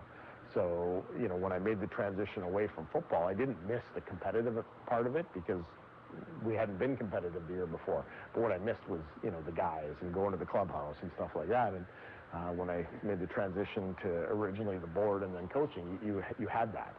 So, you know, it certainly, again, the team gave back me the ability to make that transition and not, you know, always wonder what if. When you were a player, did you think about coaching as something that you wanted to do once you were done? Not at the time I was playing, no. You know, you're kind of living in the moment, and I was running a family business at the time back here in town. We were refinishing antiques and pianos and things like that, so that was kind of going to be the transition. But like I say, when all of a sudden you transition from playing, you need to fill that, you know, what you missed somehow. So, you know, originally got back involved in the board and you know, was fortunate enough at the time that the coaches would include me. And even when I was playing, I'd come back and, you know, come to spring camps and guest coach and do things like that. So definitely piqued my interest. So when I came back and now all of a sudden had the time, it seemed like a natural transition. That is the general manager of the Okanagan Sun, Jay Christensen, in conversation with him a little earlier this week. Take a quick break, come back for second half action. You're listening to the Okanagan Sun football here on AM 1150. Win or lose, touchdown or turnover, JDS Energy and Mining is proud to support local sports in Kelowna. They believe it's important to put youth at play where they can learn to be leaders. They believe in the habits and values learned from working in a team. They believe the skills today youth learn in organized sports will strengthen our community. JDS Energy and Mining, a proud community partner of local sports in Kelowna and your Okanagan Sun. Orchard Plaza, the perfect fit for you. Stores and services, all you need to suit your Okanagan lifestyle. When you're busy and on the go, we make your time worthwhile. So much more than just a mall. Orchard Plaza has it all. Orchard Plaza, the perfect fit for you. Orchard Plaza, the perfect fit for you. BC Wounded Warriors First Responders Foundation invites you to their fundraiser, gala, dinner, and dance. Enjoy an evening with cocktails, buffet dinner, special guest speakers, silent auction, door prizes, and performances from Kinda Kenny and the King. Funds raised will go to support veterans and first responders in BC. Tickets for this event taking place Saturday, October 21st at the Coast Capri Ballroom are available at etixnow.com and the cdnbluemoon.ca. Win or lose, touchdown or turnover, JDS Energy and Mining is proud to support local sports in Kelowna. They believe it's important to put youth at play where they can learn to be leaders. They believe in the habits and values learned from working in a team. They believe the skills today youth learn in organized sports will strengthen our community. JDS Energy and Mining, a proud community partner of local sports in Kelowna and your Okanagan Sun. You're listening to Okanagan Sun football on AM 1150. Welcome back to the Apple Bowl here in Kelowna, where the Okanagan Sun taking on the Vancouver Island Raiders in a BCFC semifinal match that features the Raiders with a 7-1 halftime lead. My name is Evan Cook alongside Carson Park for this one as we look to a few of the stats that we got in from the first half of football. Things jumping out here. Why don't you go through what we see here in the first half? Well, just rushing. Both teams doing fairly good job rushing. Sun with 71 yards, Raiders at 50. Passing game, though, quarterbacks, Zyla's at 10 for 19 for 74. And the two picks are really what jump out there. You can't have any more of that going into the second half. And then Jake LeBerge with 6 for 11 at 69 yards and a TD. A little bit better going on that side of the ball. Both teams real, even though on first downs, 7 first downs for the Raiders and 8 for the Sun. And then on penalties, we were talking a lot about that in the first half, but there weren't actually that many penalties. They were just very timely and costly for both teams, keeping points off the board on both ends of the ball. But it was only 5 penalties for the Sun for 50 yards and 6 for the Raiders for 75. So nothing that abnormal. We typically see about 10 to 15 a team at the end of the game. So that's right on pace for normal. It felt like a lot going on. Yeah, and the Raiders are actually one of the more disciplined teams in the BCFC. They average a little over 12 penalties a game for 116 yards. So really, we saw about half that total from them in that first half. And, man, as we get set for the kickoff here, of course, the Raiders deferred after winning the toss off the top. And so they get the ball here to start the second half. Isaac Wagner, who missed that 34-yard field goal at the end of the first half, went for a single point for the Sun, who trail this one 7-1. Ball takes a bounce at the 20-yard line. Going to be returned up the sideline here. Flag is thrown as the ball gets out across the 35. I think that was Xander Bailey, the running back, who got his first return of the game and took it up to, like I say, about the 35-yard line. Yeah, a little surprised the Sun didn't go for that little kind of chip shot for onside kick that they love to do. Or it's not quite an onside kick. It's kind of like a second level onside kick. Holding. Oh. Number 46. Raiders, 10-yard penalty. Moving first down. So the hold there on Matt Cox going to force the Raiders deep into their own territory inside the 15-yard line here for their first series of the second half.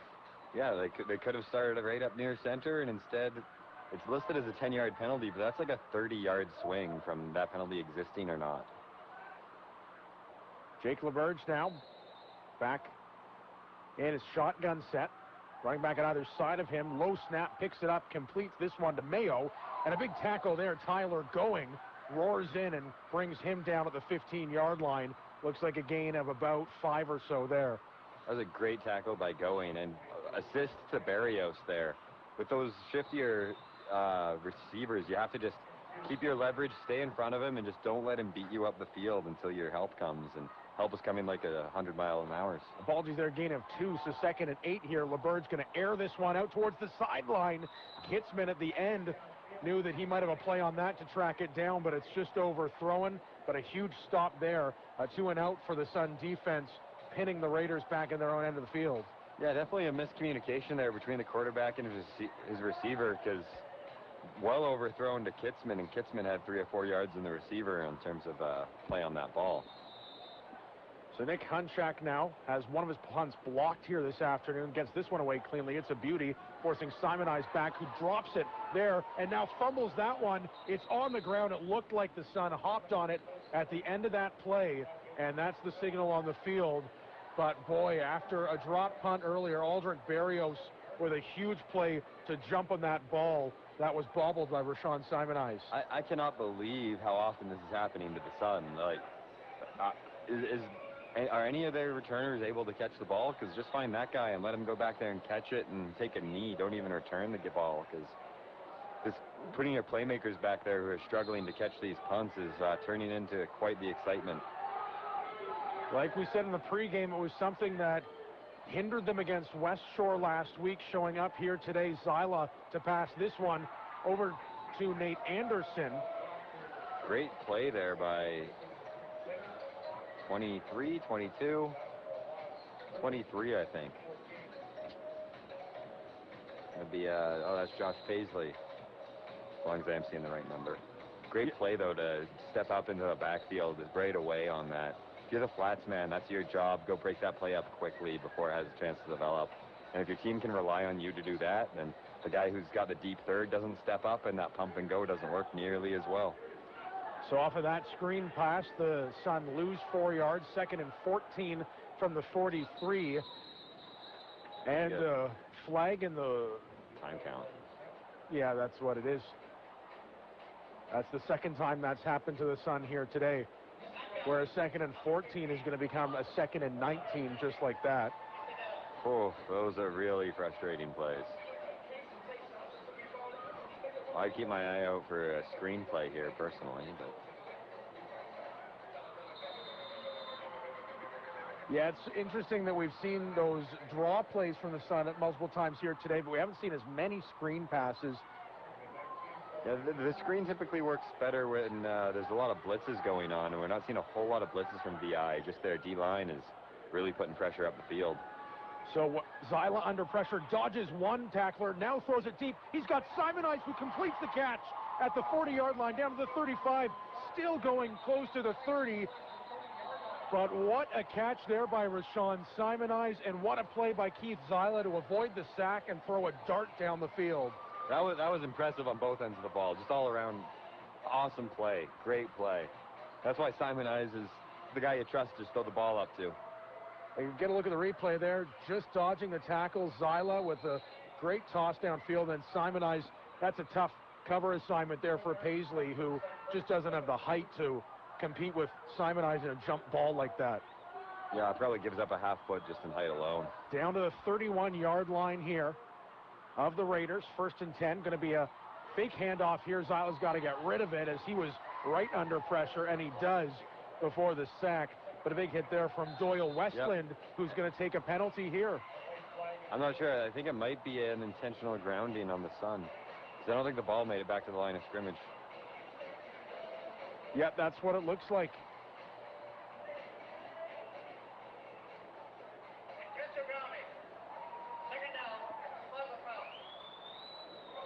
So it really will go as the equivalent of a sack in terms of where the ball is on the field.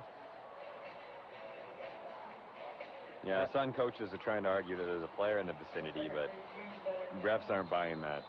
Nope, and as you say, the ball did not make it back to the line of scrimmage, so an intentional grounding called on Zyla.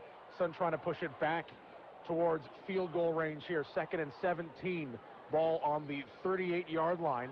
Zyla with a handoff there to Brendan Hansen. He cuts wide.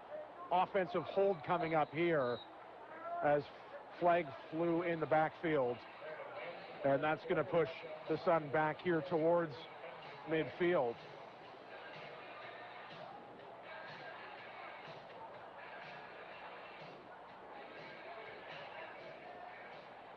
Trying to figure out here. 75 on the offense. That penalty declined. Third down. So there we go. Instead of pushing them back even further, the Raiders just declined that penalty to open up a 3rd and 19 scenario here. Loss of 2 on that play, has the ball at the 40-yard line, and it's going to be Matt Panatoni in to punt this one away. Walks up to the 50, gets that one off, down to the 20-yard line there. Here's a good return up across the 35-yard line. That was Tristan Muir. Normally a DB who got that return going, and he got a gain of about 15 there on that punt return. Yeah, when Panatoni's out there kicking, I'm a little surprised that they're not trying to strategically place Mayo over there, because he has a pretty predictable path of kick. And yeah, I'd put Mayo over there and either you're giving it to Mayo or you got to do something different and just see what the Sun respond with. But they're not doing that yet. Mayo lines up on the far sideline here. First down and 10 for the Raiders. Going to be a handoff to Williams, who's got a hole. Busts up towards the 50. Does Rhett Williams. Looks like a gain of 12 or 13 on that play there. And I believe that is the longest run of the afternoon for Williams here so far. Yeah, great little snuck through that hole, got to the second level, and had he escaped going, he would have been off to the races with Mayo trying to block Gitzman on the outside, but going with a great tackle there. Williams' longest rush of the year earlier this year was a 38-yard rush that came here at the Apple Bowl back on September the 10th. Going to be the Raiders working out of the I formation here on first down. That's a handoff to Williams once again. Busts a tackle again out across the Sun 50-yard line. And a flag coming in at the very end of that play. Looks like the official in the back is pointing towards the Sun. Something to do with Tristan Waters, I think, but not really sure what happened there. Unnecessary roughness. Number 41, defense. Eli Haynes takes an unnecessary roughness penalty. Not sure what drew that, to be honest, but I think it was how he was mixed up with Waters in there, but I think he was the man mixed up with him, but I didn't see anything that was particularly egregious. 10:42 left to go here in the third quarter. The Sun down 7-1. Penalty takes the ball down to the 34-yard line after a Sun offensive series before the half had lots of penalties. It's the Raiders being aided by penalties here. Handoff that time to Williams. He's got nowhere to go. Stuffed right there at the line. It looked like Cole Kluhart in on that tackle. Yeah, that was a huge power just right off the snap, driving into the backfield. There's a couple Sun defensive linemen back there, actually, with Beasley in on there, too, waiting for cleanup duty. So a loss of about a yard there. Moves it back to the 35-yard line. 2nd and 11 coming up here for the Raiders. Right on the edge of what I expect is the edge of field goal range. Yeah, it will be interesting to see where that is. Remember, Parker missed a 30-yard field goal earlier in this game. Handoff going to come again here, and a big tackle there right at the line of scrimmage. Going is having himself a huge game. Yeah, Tyler Going, I was going to say, he's had a monster game here today. Just every time there's a big open field tackle, he seems to be in on it. So looked like Williams was able to get back to the line of scrimmage on that play. And Simon is going back to return this potential missed field goal. We'll see. Field goal unit is coming back out on the field. 42.5, 43 yards. Yeah, I guess we'll call it 43 by the looks of it. James Parker with his second attempt at a field goal here this afternoon. There's the kick again, has the distance on it, and it is wide right once again. Simon is going to bring it back out from the left side of the end zone, and he is able to get up to the 5, now nearly the 10-yard line before he's brought down. Sun getting fortunate on this kicking game because both those kicks came out clean, and he just pushed him right, which is, I don't know, from here looking at the path of him, it looks like he got him off well, so I'm a little surprised he's 0 for 2 on those longer ones. Yeah, no kidding, and you're right, both of the kicks have been pushed wide right. The one in the second quarter as well as the one this time around. for Simonides does a good job to come back across that goal post, almost using it as an extra blocker there. So the Sun on their own 20-yard line here. As it's going to be a run play off the top to Kelton Curry. He's brought down right around the line of scrimmage, maybe a gain of a yard on that one, bringing up 2nd and long for the Sun. You don't really know where to go. Look like you want to stop and reverse the field, but backside pressure was right there too, so. Oh, great tackle by 78, actually. Going to be a loss on that play. I thought he got back towards the line, but he was a few yards shy, 3 yards shy. 2nd and 13 now coming up here for the Sun. Silas, receivers in motion, working out of the shotgun there. Now dodges a hit, looks for another deep ball, throwing downfield into double coverage. He was looking for Robbie Rodriguez there, who'd ran all the way up to midfield. But trying to make a play on that one was Cheng, who missed the pick and at least disrupted the pass.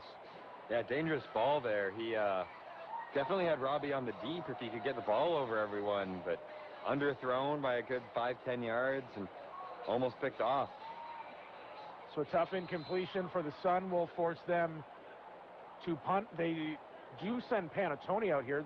Typically they've sent Wagner out with these situations deep in their own territory, but this one not a good punt. End over end coming down the 35-yard line. Picked up just outside the 40 by Mayo. Now cuts up field, and he's going to be tackled there by going again out there on the special teams. But yeah, for Panatoni, not a great punt there that results in good field position here for the Raiders.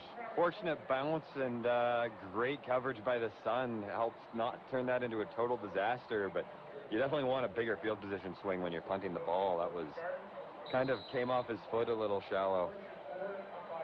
Like I say, was a little bit surprised to see him out there because he doesn't typically take those punts deep in the Sun end of the field.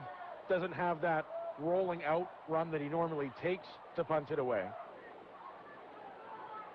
But LeBurge under center here on a first down play. Fakes one handoff, now gets it to Williams. He goes up across the 40-yard line. Flag flies at the end of the run. Seeing a hold call. Yeah, likely that coming against the Raiders here. 7:09 left to go here in third quarter action. 7-1 the score at this point in the ball game. The only touchdown coming back in the second quarter. So that is Tristan Waters, who takes the holding penalty, pushes the ball back across the 50. An 8-yard touchdown catch from Bryson Mayo. And we've seen kickers miss 3 field goal attempts combined with both teams. Isaac Wagner's missed 1. James Parker with a couple of misses, surprisingly, so far in this game. Back to pass here is LeBurge. He's looking downfield, has Mayo wide open, catches it at the 20, and he will waltz into the end zone for the touchdown. Clearly a blown coverage there. I'm not sure whose assignment that was, but Mayo was wide open, nobody within 15 or 20 yards of him. And we talked before the game about how the Sun have been susceptible sometimes to big plays up the middle. We don't usually see this, just a kind of a corner route there where Mayo, is wide open as he jogs in a 52-yard catch. Pending an extra point, putting another score on the board here for the Raiders.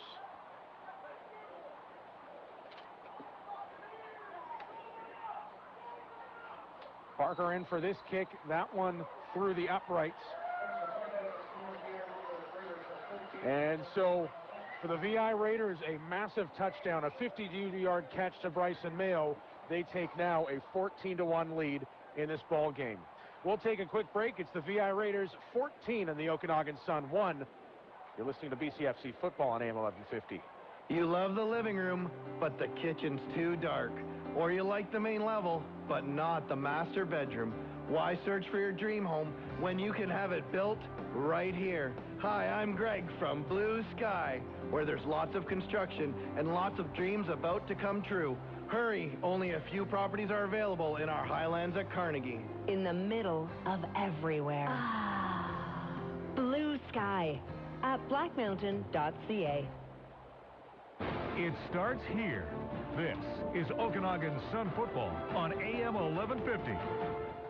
Welcome back to the Apple Bowl. The Okanagan Sun trail the Vancouver Island Raiders 14-1 in this semifinal game. 6:50 to play in the third quarter with the kickoff coming, forcing Javen Cakeley back to his own 10-yard line. Now a bit of a reverse to Rashawn Simonize as the Sun trying to pull that one out of a bag of tricks, but Simonize brought down just across the 15-yard line. Sun getting creative there on a kickoff return that didn't work out for them on that instance.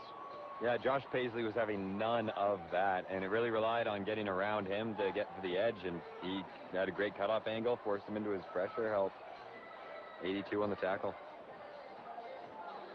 Yep, big play there for the Raiders to force the Sun to stick around in their own end of the field here. Ball on the 17-yard line for the Sun, who have just had trouble driving the field this afternoon. One big one aided by penalties there in the second quarter. That pass to Anderson, he's bobbling the ball, just unable to come up with it. Sean Arabsky, who had the big interception earlier, comes away with the hit to separate Anderson from the ball there, just thrown just a little too far in front of him. Perfectly placed ball, and Anderson's got to squeeze that. You can't be bobbling those. Yeah, you're right, actually, on the replay. It was a well-placed ball. If he catches that clean, he has a chance to even make a man miss on that tackle, but because he has the bobble, he gets the ball separated from him, and now we're 2nd and 10. Couple uncharacteristic misses from drops from Anderson today for the Sun, who are forced here on 2nd down to throw another deep ball. Here's Zyla up the middle of the field, and a receiver is taken down. That's Spencer Schmidt. It'll be a pass interference call, I believe, coming up here, which might save this Sun drive. Yeah, that was a bit of a fortunate call there, but he was getting all tangled up in those defensive backs. Another throw into double coverage here from Zyla. A low percentage one, but yeah, Schmidt just got sandwiched between the two, and it was Arabsky who got tangled up there with Schmidt and believe got the pass interference call there. Yep. It looks like it's passed into double coverage, but if he comes through that pair of guys clean, I think he has the most speed and momentum getting to that football. Yep. And it's well placed behind the coverage. He just can't get his receiver just can't get there. Whereas earlier with Rodriguez, it was the opposite case. Ball in the 32 after that 15-yard penalty. First down for the Sun. This is a handoff to Rodriguez, who gets stuffed just across the 35-yard line here. Great little second effort on that to get another 2 or 3 yards out of that run. Yeah, as he ran right into a couple of linemen there, and like you mentioned, pushed ahead for that extra 1 or 2. Looked like a gain of about 4 yards. 2nd down and 6 coming up. Rodriguez is going to stay out there, lining up beside Zyla, who's working out of the gun here. Rushing 4 are the Raiders. This is a pass up the middle. Going up for it there is Jesse Falconer, but he got sandwiched by 2 members of the secondary. It looked like Paisley coming in to make that hit with Nathan Myers. And once again, 3rd down upcoming for Okanagan. Yeah, pretty well placed ball again, but there's just too much traffic there and a little too high for even Falconer's height and vert.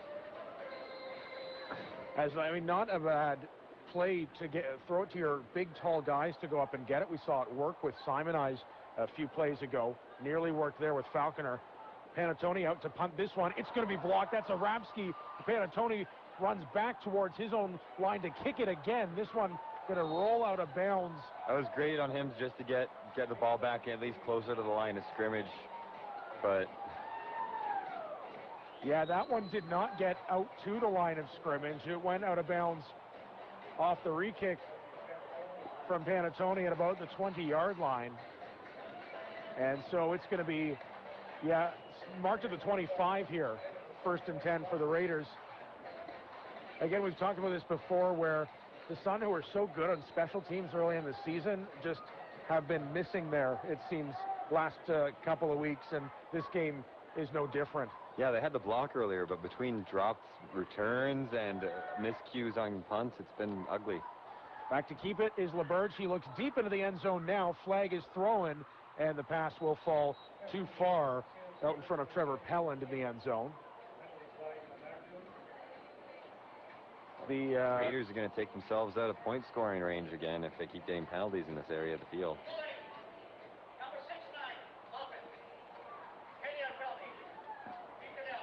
Cody Upton on the offensive line called for the hold there. As we are starting to see the Raiders work in more plays out of this I formation. That time, that was one of the first where there was no handoff. LaBerge faked it twice and then kept it for the pass. He'll be out of the shotgun here. LaBerge to pass. He's got a man open. That's Pelland to the far side. Cuts back across a tackler down to the 20-yard line. And that'll be good enough. Yeah, Going. A gain of about 15 by the looks of it. Going's had a great game on tackling, but he got beat on that coverage there a little bit, letting his guy have too much outside leverage, and then trying to over pursue to make up for it, gets turned inside out and loses another 5 yards. Eventually makes the tackle, but could have been made 10 yards sooner if he had tighter coverage. Ball spotted on the 19, so officially a gain of 16 for Trevor Pelland on that catch. 3:46 left to go here in the third quarter. Out of the eye once again. Here are the Raiders. Ball is loose on the ground. Still loose. The Sun now pick it up. Looks like they've got it. As the handoff to Rhett Williams was not clean, and the Okanagan Sun, what a huge play there with a turnover on a fumble. They definitely needed that. The Sun D needed to come up big. And I'm starting to get to the point where I'm beginning to believe they're going to have to find a way to put points on the board themselves. But it's huge to take points away from VI and give their offense the ball back to hopefully get a drive put together.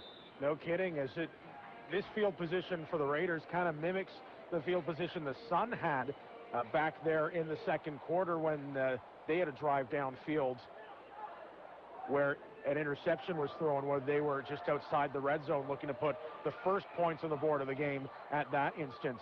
1st and 10 on the 25-yard line for the Sun. Screen over the far side to Anderson. Sheds, no, he doesn't shed. Paisley has nice tackle there, wrapped him up right of the legs. Paisley with another good one there. Yeah, really rolled with that ankle. I'm happy to see Anderson hop back up without being phased at all, because that could have really twisted a knee or an ankle up. Fortunately for the Sun, it's a gain of about 2 yards. 2nd and 8 on the 27.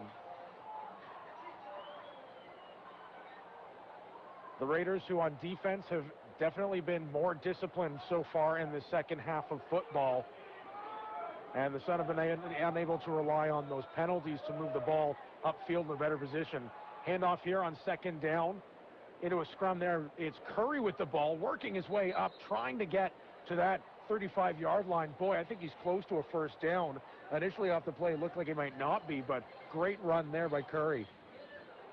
Yeah, 2nd and long with the run. That's a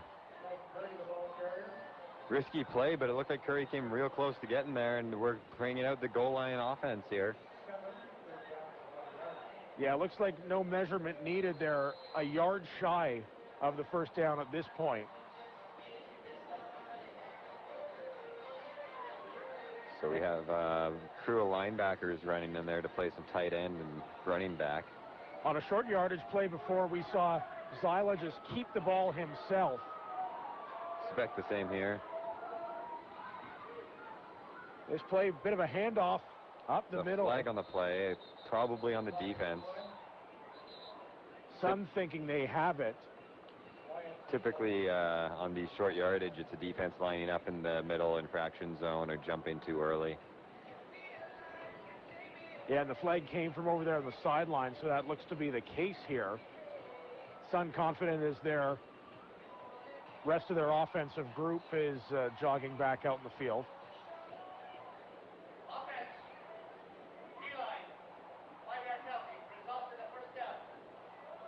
So I think the referee went offside there on the D-line. And so that 5-yard penalty will allow for a Sun first down anyway. Ball going to be spotted at the 39-yard line 1st and 10 here for the Sun. 1:28 left to go in the third quarter. Down 14-1 are the Sun, looking to put a touchdown on the board here this afternoon. Pass over to Schmidt, who has it go right between his hands. Coming in to make the hit there, Josh Paisley. But a bit of an interesting one there where it looked like Schmidt just might have whiffed on that one. Yeah, I think Schmidt knew he was going to get hit on that and kind of took his eyes off the ball to brace for the hit. But a little high on that throw. Yeah, hit him in the hand. Yeah, you have to be able to pull those in, even if it's only for those 3 or 4 yards. Incomplete means 2nd and 10 here. Just outside of a minute left here in the third quarter. Receivers in motion. Zyla looks up the middle of the field. He had a receiver down. And that one was picked off up the middle by Arabsky once again. A turnover for the Sun and puts the Raiders back on offense. Yeah, Anderson had tripped and fallen, and I don't know if there was any contact that forced that or what it was, but trying to hit Anderson on a post who was just laying on the field, so he hit the safety square in the chest again. And after that huge play from the Sun D to recover that fumble here, a bit of a heartbreaker with the Raiders picking up that turnover and coming back on offense here just across midfield on the Okanagan 53.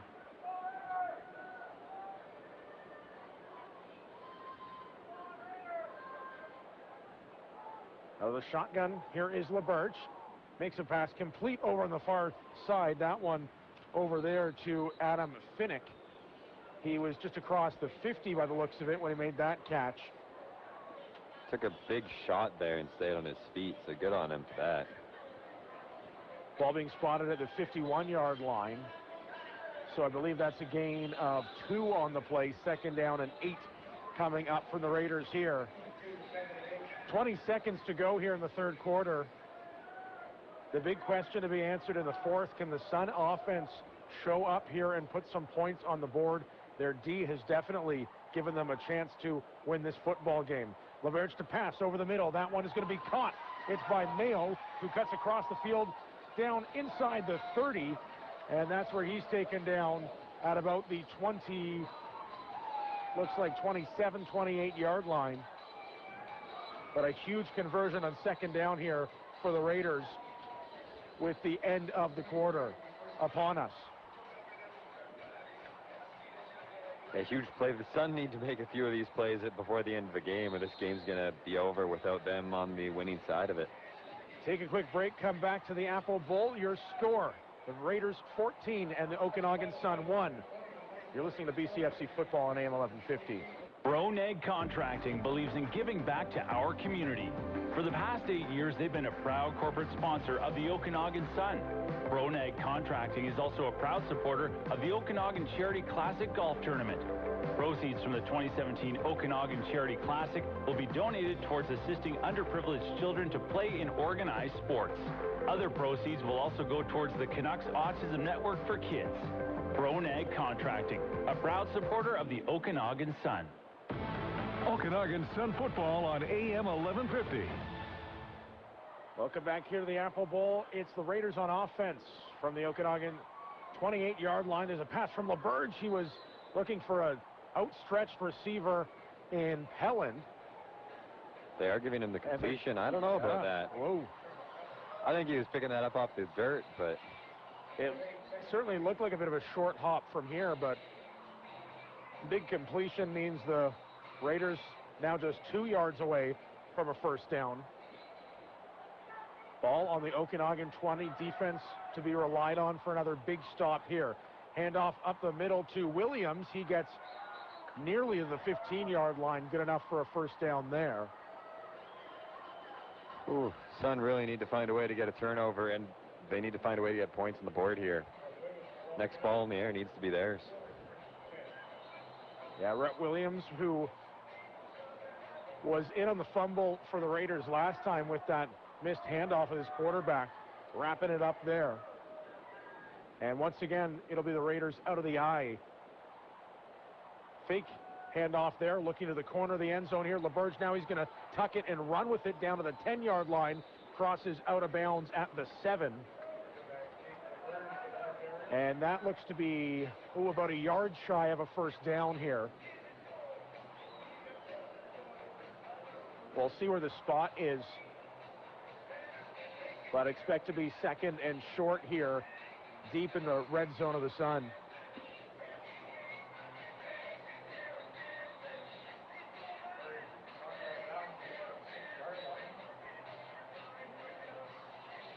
So they're going to... Okay, they're going to say he crossed over the 6, so yeah, that's going to be too close to call, though. Bring out a measurement here. Pretty crucial time right now here in this football game.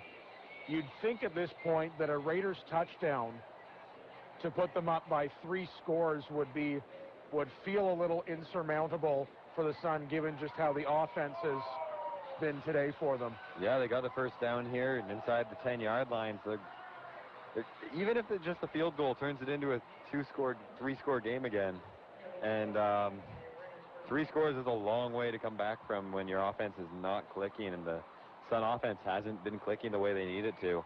Even though they're even getting completed plays on second and medium that wind up being short of a first, and you just can't do that because you drive the eyes. So here on in, it's likely 3-down territory for the Sun. Sure is, as the ball is spotted, like you say, on the 6, ensuring them a first and goal situation here. 13.5 minutes left to play in a fourth quarter. 14-1, the lead for the Raiders, who are trying to tack on more. LaBerge, as he started to roll right with it, but an official over on the sideline signaling a false start, I believe. Here's the word from the referee today. Number 69, offense. Minor penalty. 3 to the down. So there it is. Penalty is on the offense here. 69, Cody Upton, who's that left tackle there. So back here on the 11-yard line, first and goal. LaBerge is running right, but he's got Cody Thompson coming in behind him, and a big tackle there made with Beck Fullerton to sack the quarterback out near the 20-yard line. Big loss on the play. Huge play there. The Raiders are honestly lucky Beck Fullerton came in so hot, because I don't think he was tucking away from Thompson. He was tucking away from Fullerton and just got lucky, because had he stayed up another step or two, Thompson might have been able to get the strip sack on him, hunting him down from behind. Yeah, it's a good point there, as he looks, like you say, to be more aware of Fullerton's presence than Thompson's on that play. And so the Raiders push back even further, going to be spotted at the 17-yard line here on a second and goal for them. LaBerge to pass. This one quickly into the corner. Berrios going up for it, and he just tips it. Aldrich Berrios nearly comes in with an INT there.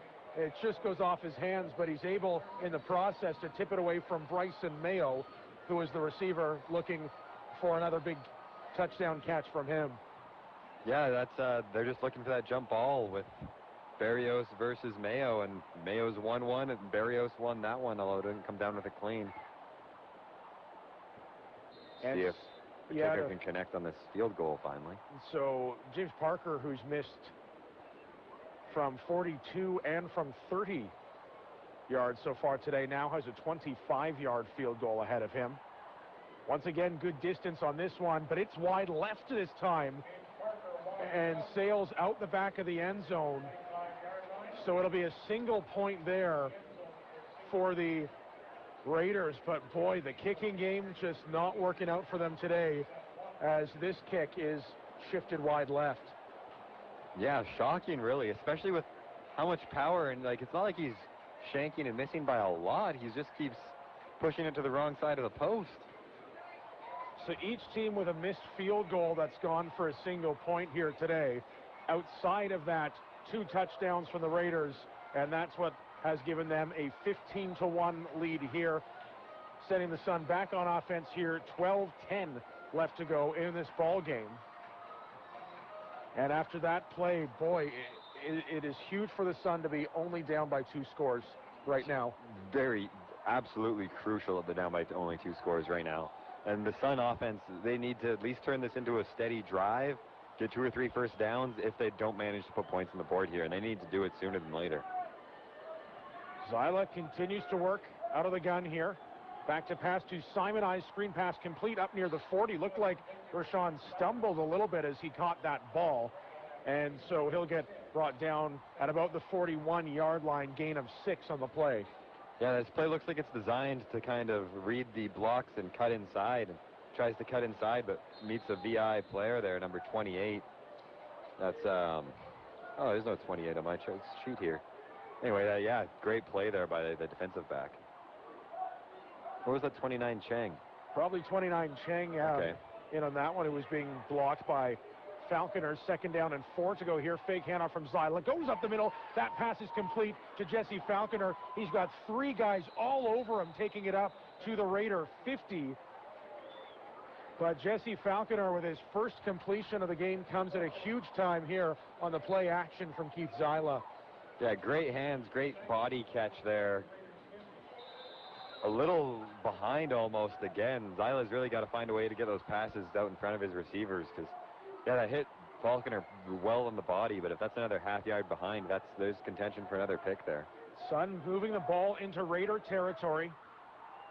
Needing a score at this point in the ballgame. Another play action from Zyla. That one is complete over on the far side of across the 45. That is Spencer Schmidt, I believe, on that completion, as was announced here in the Apple Bowl. And so that'll bring up a 2nd and short. Sun need to get a first down here. Expect to run, but they have been doing passes quite a bit on these 2nd and shorts. They like the quick hooks and the swings. Good fake there on the run as Brendan Hansen sold that handoff well. 2nd down and 2 yards left to go here for the Sun on the 42. Zyla brings in the snap, gets it to Hansen. There's a handoff up across the 35. Big run for Brendan Hansen. This is what the Sun offense has needed to do all day and has really struggled to put connecting first downs together. So great to see them moving the sticks down the field and now really getting close to the red zone territory. Ball on the 32, a 10-yard run from Brendan Hansen. Big one there. Setting up the Sun, like you say, as they approach the red zone here. Fake handoff from Zyla. He cuts up to the right side, keeps the ball, takes a hit too as he rumbles across the 30-yard line. But another good gain of about 5 yards that the Sun are doing well here, just picking up 5-6 yards per down, and that's allowing them to move the chains down the field. Yeah, that's quite the risky play there from your quarterback, sure especially is. With the history of injuries the Sun quarterbacks have had this season. Don't like to see him do a whole bunch of that, but he did get 5 yards out of it. Makes it 2nd and manageable. 2nd and 5 down on the 27. Once again, Hansen right beside Keith Zyla. Got a man in motion. A reverse handoff here over on the far side, but getting brought down is Robbie Rodriguez. That was a huge tackle there by Brody Taylor. Kind of shoestring holding on to getting Robbie's shoe there. 3rd down and 5 here for the Sun, who look like they're going for it. You talked about it really being 3rd down territory. Down by 14, a field goal really doesn't help them very much here. Especially with the misses that we've seen today, and Mayo with the return capabilities he has. Hansen looks like he's going to get a handoff here from Zyla, and does. Cuts up towards the 20-yard line. That should be good enough for a first down. 7 yards or 6 yards the gain for Hansen here. Great reach on that. That's a risky call on 3rd and 5 or 6. Just a clean run play off tackle. But Hansen with the reach on that hit and spin. Looks like the ball being spotted just outside that 20-yard line, but essentially a gain of 7 there for Hansen. What a 3rd down conversion for the Sun to keep this drive alive. Clock to 7.5 minutes left in a 4th quarter here. Keith Zyla out of the shotgun, hands off to Robbie Rodriguez, who stumbled making his first cut. Looks like he gained close to 5 yards anyway on the play down to the 15-yard line. This drive's going well, but it's chewing up a lot of time, and the Sun really need to get away from this with points. Sure do here as a 2nd and 5 situation once again upcoming for the Sun. Ball on the 15-yard line now. Sila looking to pass, pump fakes once, now goes to the corner. The end zone flag is thrown. Looked like some contact between a receiver and the secondary. And we'll see where the flag ends up falling here on this play. Hand battle between Tristan Muir and Simon Eyes out on the far end, and I think they're calling one of them. I'm not sure who it was that was getting too aggressive with their hands.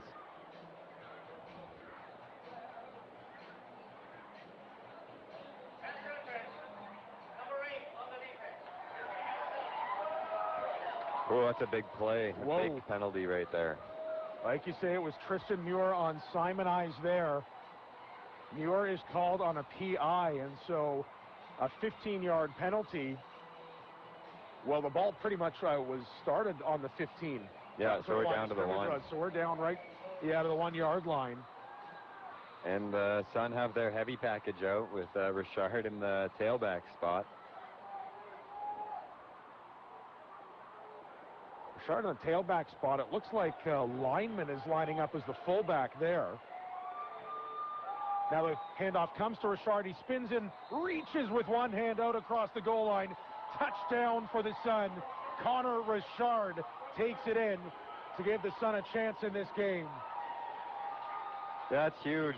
Looked like the defense even got the initial stop right away, but Richard got the reach over, which is something that you really have to be wary of, because the linebacker could easily reach over that pile and knock the ball out of your hands before you actually break the plane, or before, at this level, an official sees you break it.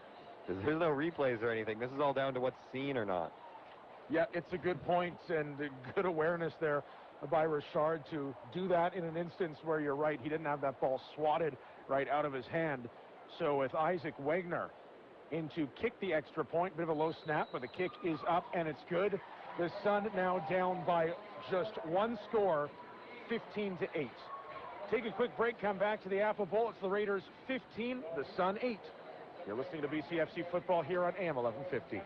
Win or lose, touchdown or turnover, JDS Energy and Mining is proud to support local sports in Kelowna. They believe it's important to put youth at play where they can learn to be leaders. They believe in the habits and values learned from working in a team. They believe the skills today youth learn in organized sports will strengthen our community. JDS Energy and Mining, a proud community partner of local sports in Kelowna and your Okanagan Sun. Under the helmet and between the 50s, this is your all-access pass to Okanagan Sun football on AM 1150. Welcome back here to the Apple Bowl, Evan Cook Carson Park, here as Connor Richard breathes some life into the Sun. A 1-yard touchdown run with 6.5 minutes left to play in the fourth quarter. Takes the Sun to within a touchdown right now as they trail 15-8. Isaac Wagner to kick this one away from the 45-yard line. That one angled out towards the sideline. Going to be caught there and returned from about the 25-yard line. Out to cross the 30 just before now, just across the 35 is where the big pile of players tumbles. Xander Bailey on the return that time. I'm really surprised they didn't try to go for their little onside thing right there. Yeah. I mean, it's typically far enough of a kick that it doesn't totally ruin your field position. I'm not sure the VI would have gotten much better field position had they tried it. And the way they were running it earlier this season, that was giving them a great opportunity at getting the ball. And we are running low on time to be down by a score. Sun defense, both defenses have had great days here this afternoon. Sun D being asked for another stop here with the offense. LeBurge with the handoff to Williams. Bit of a miscommunication between those two, and Cody Thompson wraps up the running back before the line of scrimmage for a loss. Great play there, and great awareness by Thompson to let go of that tackle and not go and try to suplex the running back or anything silly that might get him a penalty. Absolutely. Play was over. He made his play and let go of his wrap. Yeah, you're right. A good veteran play there by Thompson. Fourth-year linebacker for this team out of Okotoks, Alberta, with a big day here for the Sun. 2nd and 12 here. LeBurge going to pass this one. Going to connect with his receiver up at the 40-yard line to the 45 is North Rainey. That's still 2 yards short of a first down. And I'm imagining that the Raiders are going to play it safe here and punt this one away. Yeah, punt team coming out, although if there's going to be a fake, now is the time to keep your eyes open for it, because a fake here and getting another 10 yards down the field, that's going to kill a lot of clock and be a huge field position win. Well, and we even saw kind of the fake out of necessity on that play earlier where Hunchak just didn't have time to kick it, and he took off and ran with it. Yeah, so if there's going to be a block on, they have to break down well for this. High snap, and Hunchak can't kick it again. The Sun have forced him to run with it. Now he's going to throw this one downfield, completes the pass up to the Sun 40, the 35, and out across the 30-yard line. What a play there to connect with Brandon McDougall, the running back. Definitely think that was drawn up like that. Don't think that was anything about the bad snap, although it was a high snap. He's lucky he came down with that, but disappointing for the Sun special teams to not pick up on that sort of thing and keep an eye out for it, because he was wide open on that play. Yeah, it's a good call there, and I mean, you talked about it being a great opportunity there for a fake, and McDougall, like you say, just wide open. The Sun unable to pick him up, and he rumbles all the way down to the 32-yard line. I'm not sure what the officials are conferencing about, but it also looks like Coach Ben would definitely like a word as well, because... Yeah, Macaulay is in conversation with the referee, who just shrugs him off at that point. Not sure what the conversation was about, whether it's about field position. Under 5 minutes to go now, going to be a 1st and 10 here in the 32. Handoff here. Looks like a hold is coming as the ball came out at the end of the play. Oh, and the Sun D is very frustrated by that call. Hayward Beasley had the ball in his hand, and he was getting ready to rumble upfield. There was another handoff to Williams. There had already been a flag throw, and looked like a hold was going to bring it back. Sun D have been waiting for that play all day, and then it's blown dead. That's frustrating. They got to find a way to make another one. Tough to tell on the replay exactly when the ball hit the ground.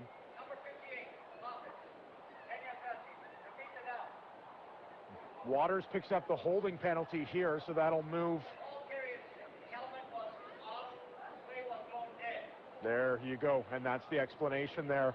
Boy, that's frustrating for the Sun. Especially, that's something we've talked about earlier in the season, not so much lately, but helmets coming off has been a crazy commonly thing. Saw it pop off earlier just on one of the receivers. 1st and 10 here. 1st and 20 rather, on the 42-yard line. Sun rushing forward along the LeBurge under pressure. He's got to get away from a tackler. Beasley just misses him diving for that tackle. Getting forced to the sideline is LeBurge, and he's out right around the line of scrimmage. Eli Haynes and Tyler going in on that final tackle. And though it looks like it'll end up netting nothing, Hayward Beasley comes that close to grabbing the leg out from the quarterback. Oh, he had him. He just can't be lunging there on that last step. He needed 2 more steps, and he had to tackle, but just getting a little too excited, especially after that last play where his forced fumble recovery is called back. That's real frustrating, back-to-back plays, but look for him to stay hungry. Ball taken back to the line, so it's 2nd and 20 from the 42-yard line. Back to pass is LeBurge. He goes up the middle, and that one is going to fall incomplete. Looked like Fullerton and Richard from that halfback position coming in to disrupt North Rainey. And so the Sun, to get the ball back with 4 minutes left, it's going to be a punt here from their half of the field. And so it's going to be probably tight field position coming up for the Sun, but they are getting the ball back on offense. Yeah, you really hope to see them put together a drive like their last drive. Nate Anderson back to return this punt. It's going to take him into his own end zone. He's going to let it bounce in the end zone. Now pick it up and get the no yards penalty there, as he's brought down just outside the goal line by the looks of it. Boy, do I not like that decision by Anderson to let that ball bounce, because you don't know which direction it's going to go. Yep. I don't know if he has an eye on what the kicker's up to, if the kicker's bombing down the field to get everybody onside, but letting that ball touch the ground is a very risky play, especially down by your own goal line. Down by 7. If you allow the single point, you now need a 2-point conversion as well. That's a full right in the shadow of their goal line. Yeah, tough calculation there And we'll see if it ends up playing out for the Sun here. Clock down to 3:44 remaining in the fourth quarter. Now it looks like a conversation amongst the officials in there as well, talking about it on the Sun end is Marshall Klein, the offensive lineman.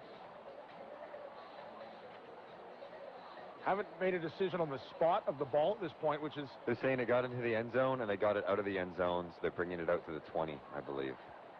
Yep, that's going to be the spot.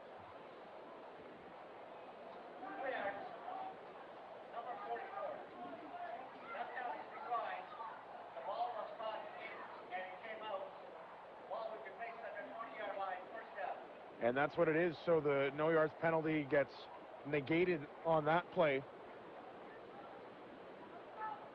But gamble there with letting the ball drop that ends up working out for the Sun here with the ball on the 20-yard line. The Sun's first drive of the afternoon started on the 20. They start another one here under 4 minutes to play, down by a score. There's a play action and a pitch backwards by Zyla. Ball loose on the field. It's going to be recovered and brought into the end zone, but I think the whistle had gone. A flag was thrown. Yeah, for I think it's for tackling Hansen when he was going for the recovery. Yeah, so Nathan Myers, who came in as it was a play action, then a pitch to the outside there. Not a great pitch there by Zyla either. Way too shallow, not nearly steep enough for his...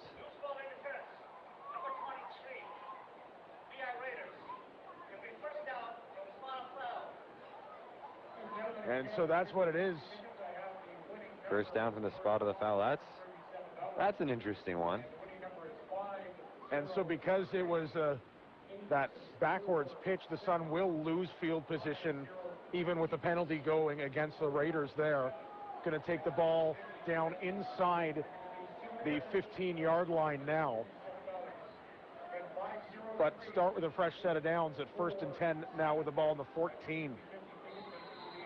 Clock down under 3.5 minutes left. Sun trying to lead another charge up the field. Zyla with the handoff here now. That's to Hansen. Cuts up near the 20, still on his feet. And he will get eventually brought down just across, I believe, the 20-yard line there. We'll see where the spot is, maybe right at the 20, but a nice run there by Brendan Hansen. Yeah, great powerful run there from Hansen. And Sun are going to wind up being here in a minute. Pretty much the same position that the Raiders were the first time they came over to Okanagan earlier in the season. Yeah, it's a great point, as it was a third down conversion for the Raiders, plus a 2-point convert to come away with a tie in that game. Sun needing a score here with under 3 minutes to play. Zyla with the keep, busts up across the 25-yard line. Takes a lot of contact on those hits, but Zyla rushes it far enough for a Sun first down. Yeah, he's a good couple yards over the first down marker. At that point, I'd like to just see him take the slide. Oh, actually, no, he had to take that, actually. Smart move. So ball here on the 27-yard line. Officials going to conference once again here, actually. Clock stopped with 2:37 left to play here. You think back to the last Sun drive where they got down the field, and they had those short plays consecutively to get them down there. Not sure they have enough time to really do that right now. Yeah, I was thinking the same thing. Like, it's an option for them still, but they're going to have to turn that into a hurry-up offense and really not have any incompletes. There's no room for failure at this point in the game. So the 3-minute warning is blowing through, and it's going to be back to offense for the Sun here. Clock ticking down now from 2.5. Zyla out of the shotgun here, looks downfield, pump fake, now a pass. It's in behind the receiver. That was Jesse Falconer, who had to look behind him and watch the ball sail away. Going to bring up 2nd down and 10 here.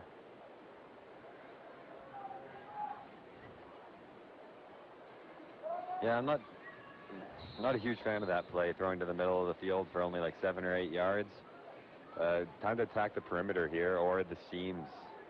Want to get your receiver to catch it at least in motion so he can make a fight for that sideline.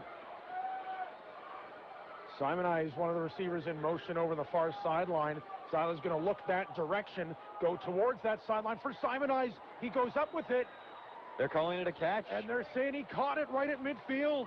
Oh, they should have been doing this way more during this game. Just throw it up to that guy because he has the height advantage on all of these defensive backs, and he makes plays, high points that ball really well.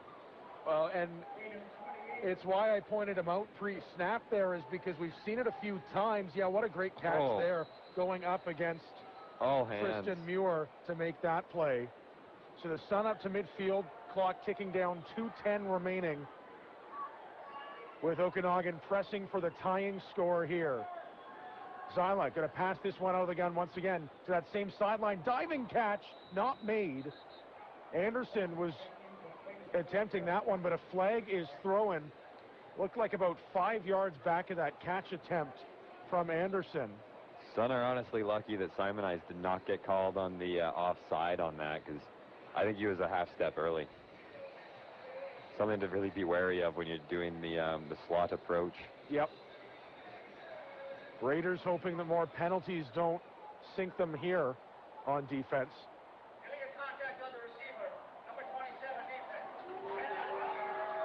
That's a big 10-yard penalty called on Travis Novak. And so after that complete, that should take the ball down to the 45-yard line.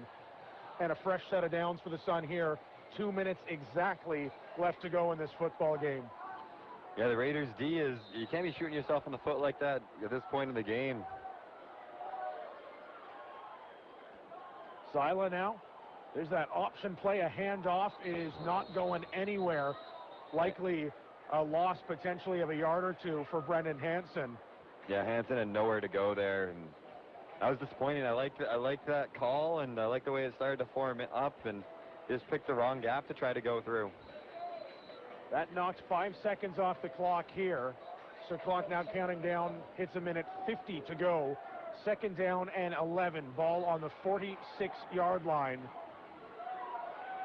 For the Sun, looking to move the chains again here on 2nd and long. 4 receivers on the left side. Zyla rolls out that way. Now looks downfield and throws an interception. That one picked off by Jeremy Cheng. He gets wrapped up at about the 40. Apologies, that's Travis Novak, who after taking the penalty earlier in the drive, comes up with a huge INT and will likely seal this one. Yeah, I'm not sure how many timeouts everybody has left, but the Sun D, like I said, it's on them to put points on this board to get the Sun back in this game, and this game is about to be over with only a minute left. Tough ball there, as I mentioned, 4 Sun receivers stacking that left side. There were certainly guys in the vicinity. Ball just a little bit underthrown and going up for it. Travis Novak using all 6 feet of his stature to pluck that ball out of the air from Keith Zyla.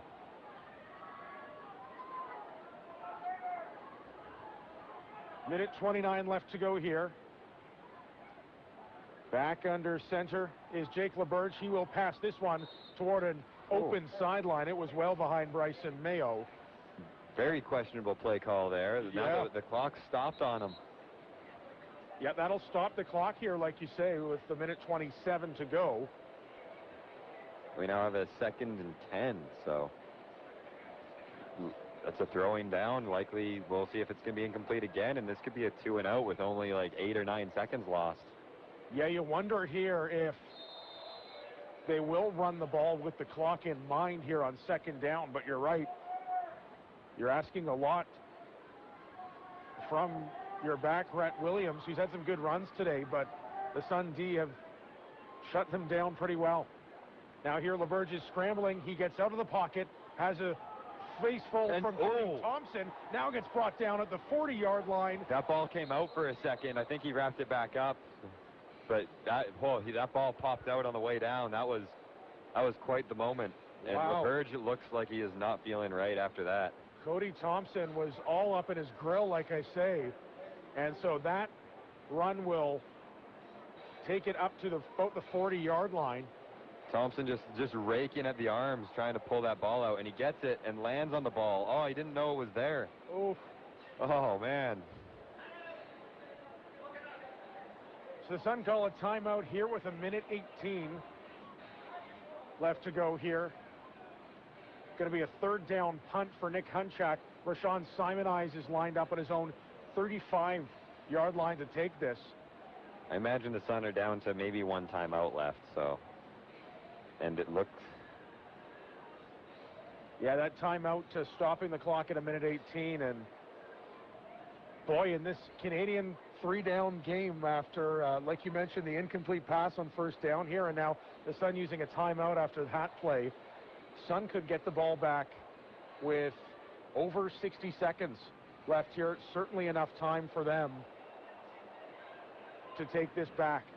Yeah, enough time to at least make it exciting. I think expect the Sun to bring some heavy pressure here, too. They've blocked a lot of kicks at the start of the year. Now is the time they have to do one.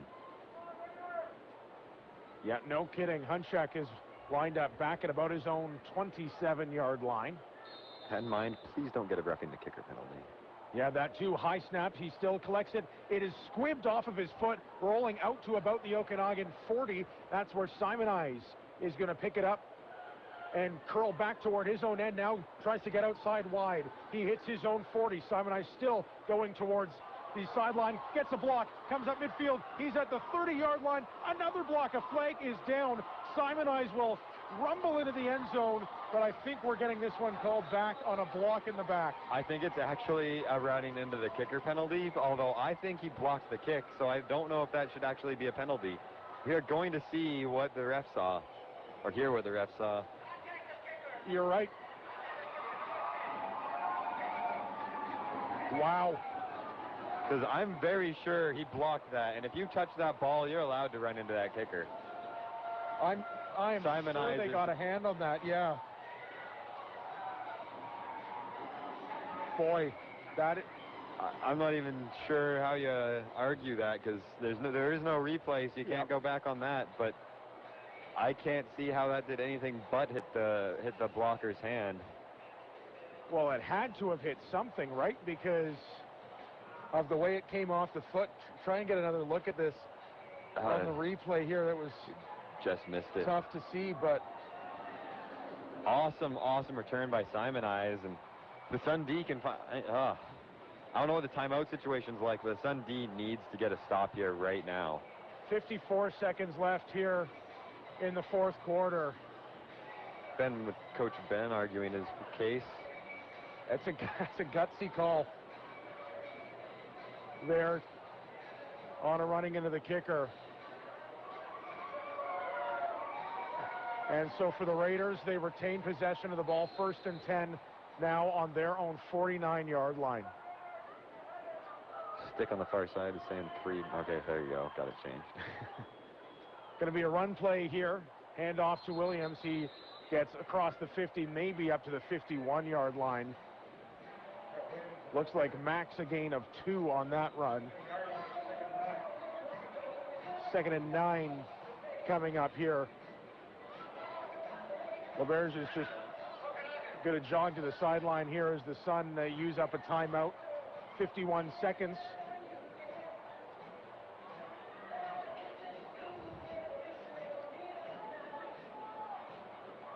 Boy, still a little bit, as we're getting another look at that. Punt there. I just caught that as the tail end of it, so I didn't even get to see if we had a good view on if it was blocked or just shanked and hit or what the deal was, but definitely going to be checking that out later. Oh, here we go again. Yeah, if he's running into the kicker, he's hitting his leg before his leg's hitting the ball, so I don't know what's going on there. Disappointing call. Disappointing, very important call, too. Big time. As you had no other flags on the field, that return for Simonize would have gone for a score. Nonetheless, here's 2nd down and long here. Good run by Williams. Gets up across midfield. Will still be short of a 1st down. Going to be about 3rd and 2 here. Nice little run there for Rhett Williams. And that will set up a punt here with 46 seconds remaining. So can we do it again? That's going to be the question. Yeah, exactly. Oh,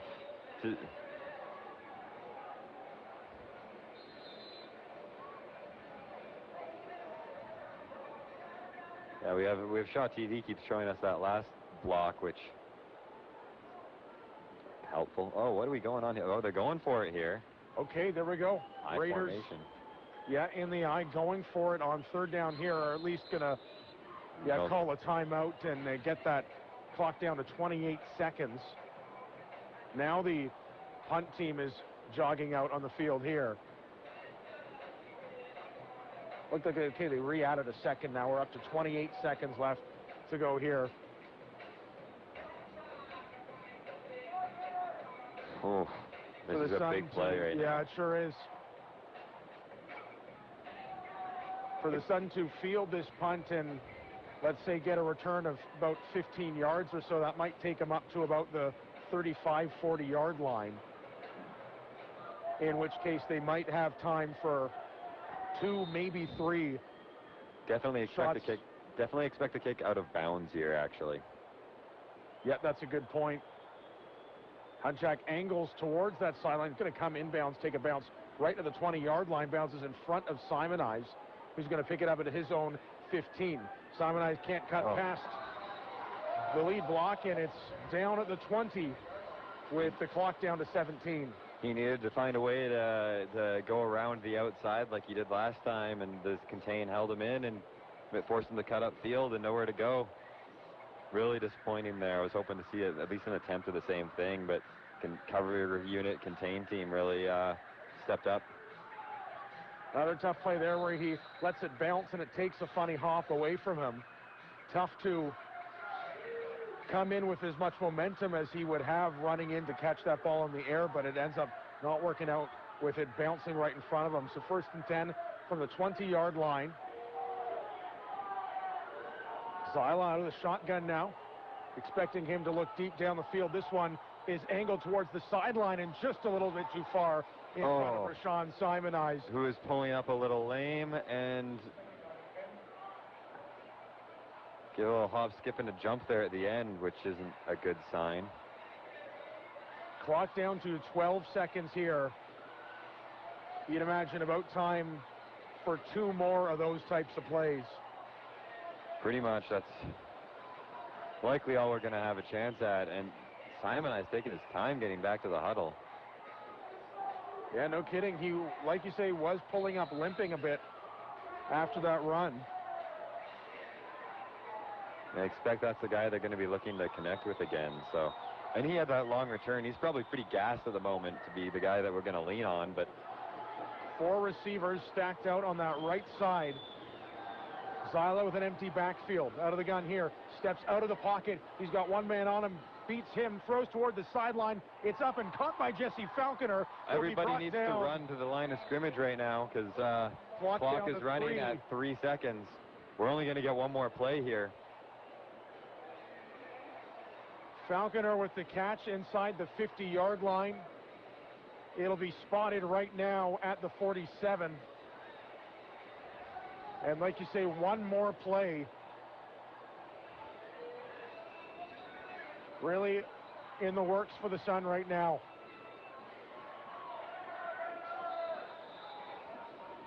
Play blowing in here. They're stacking the receivers on the right side again.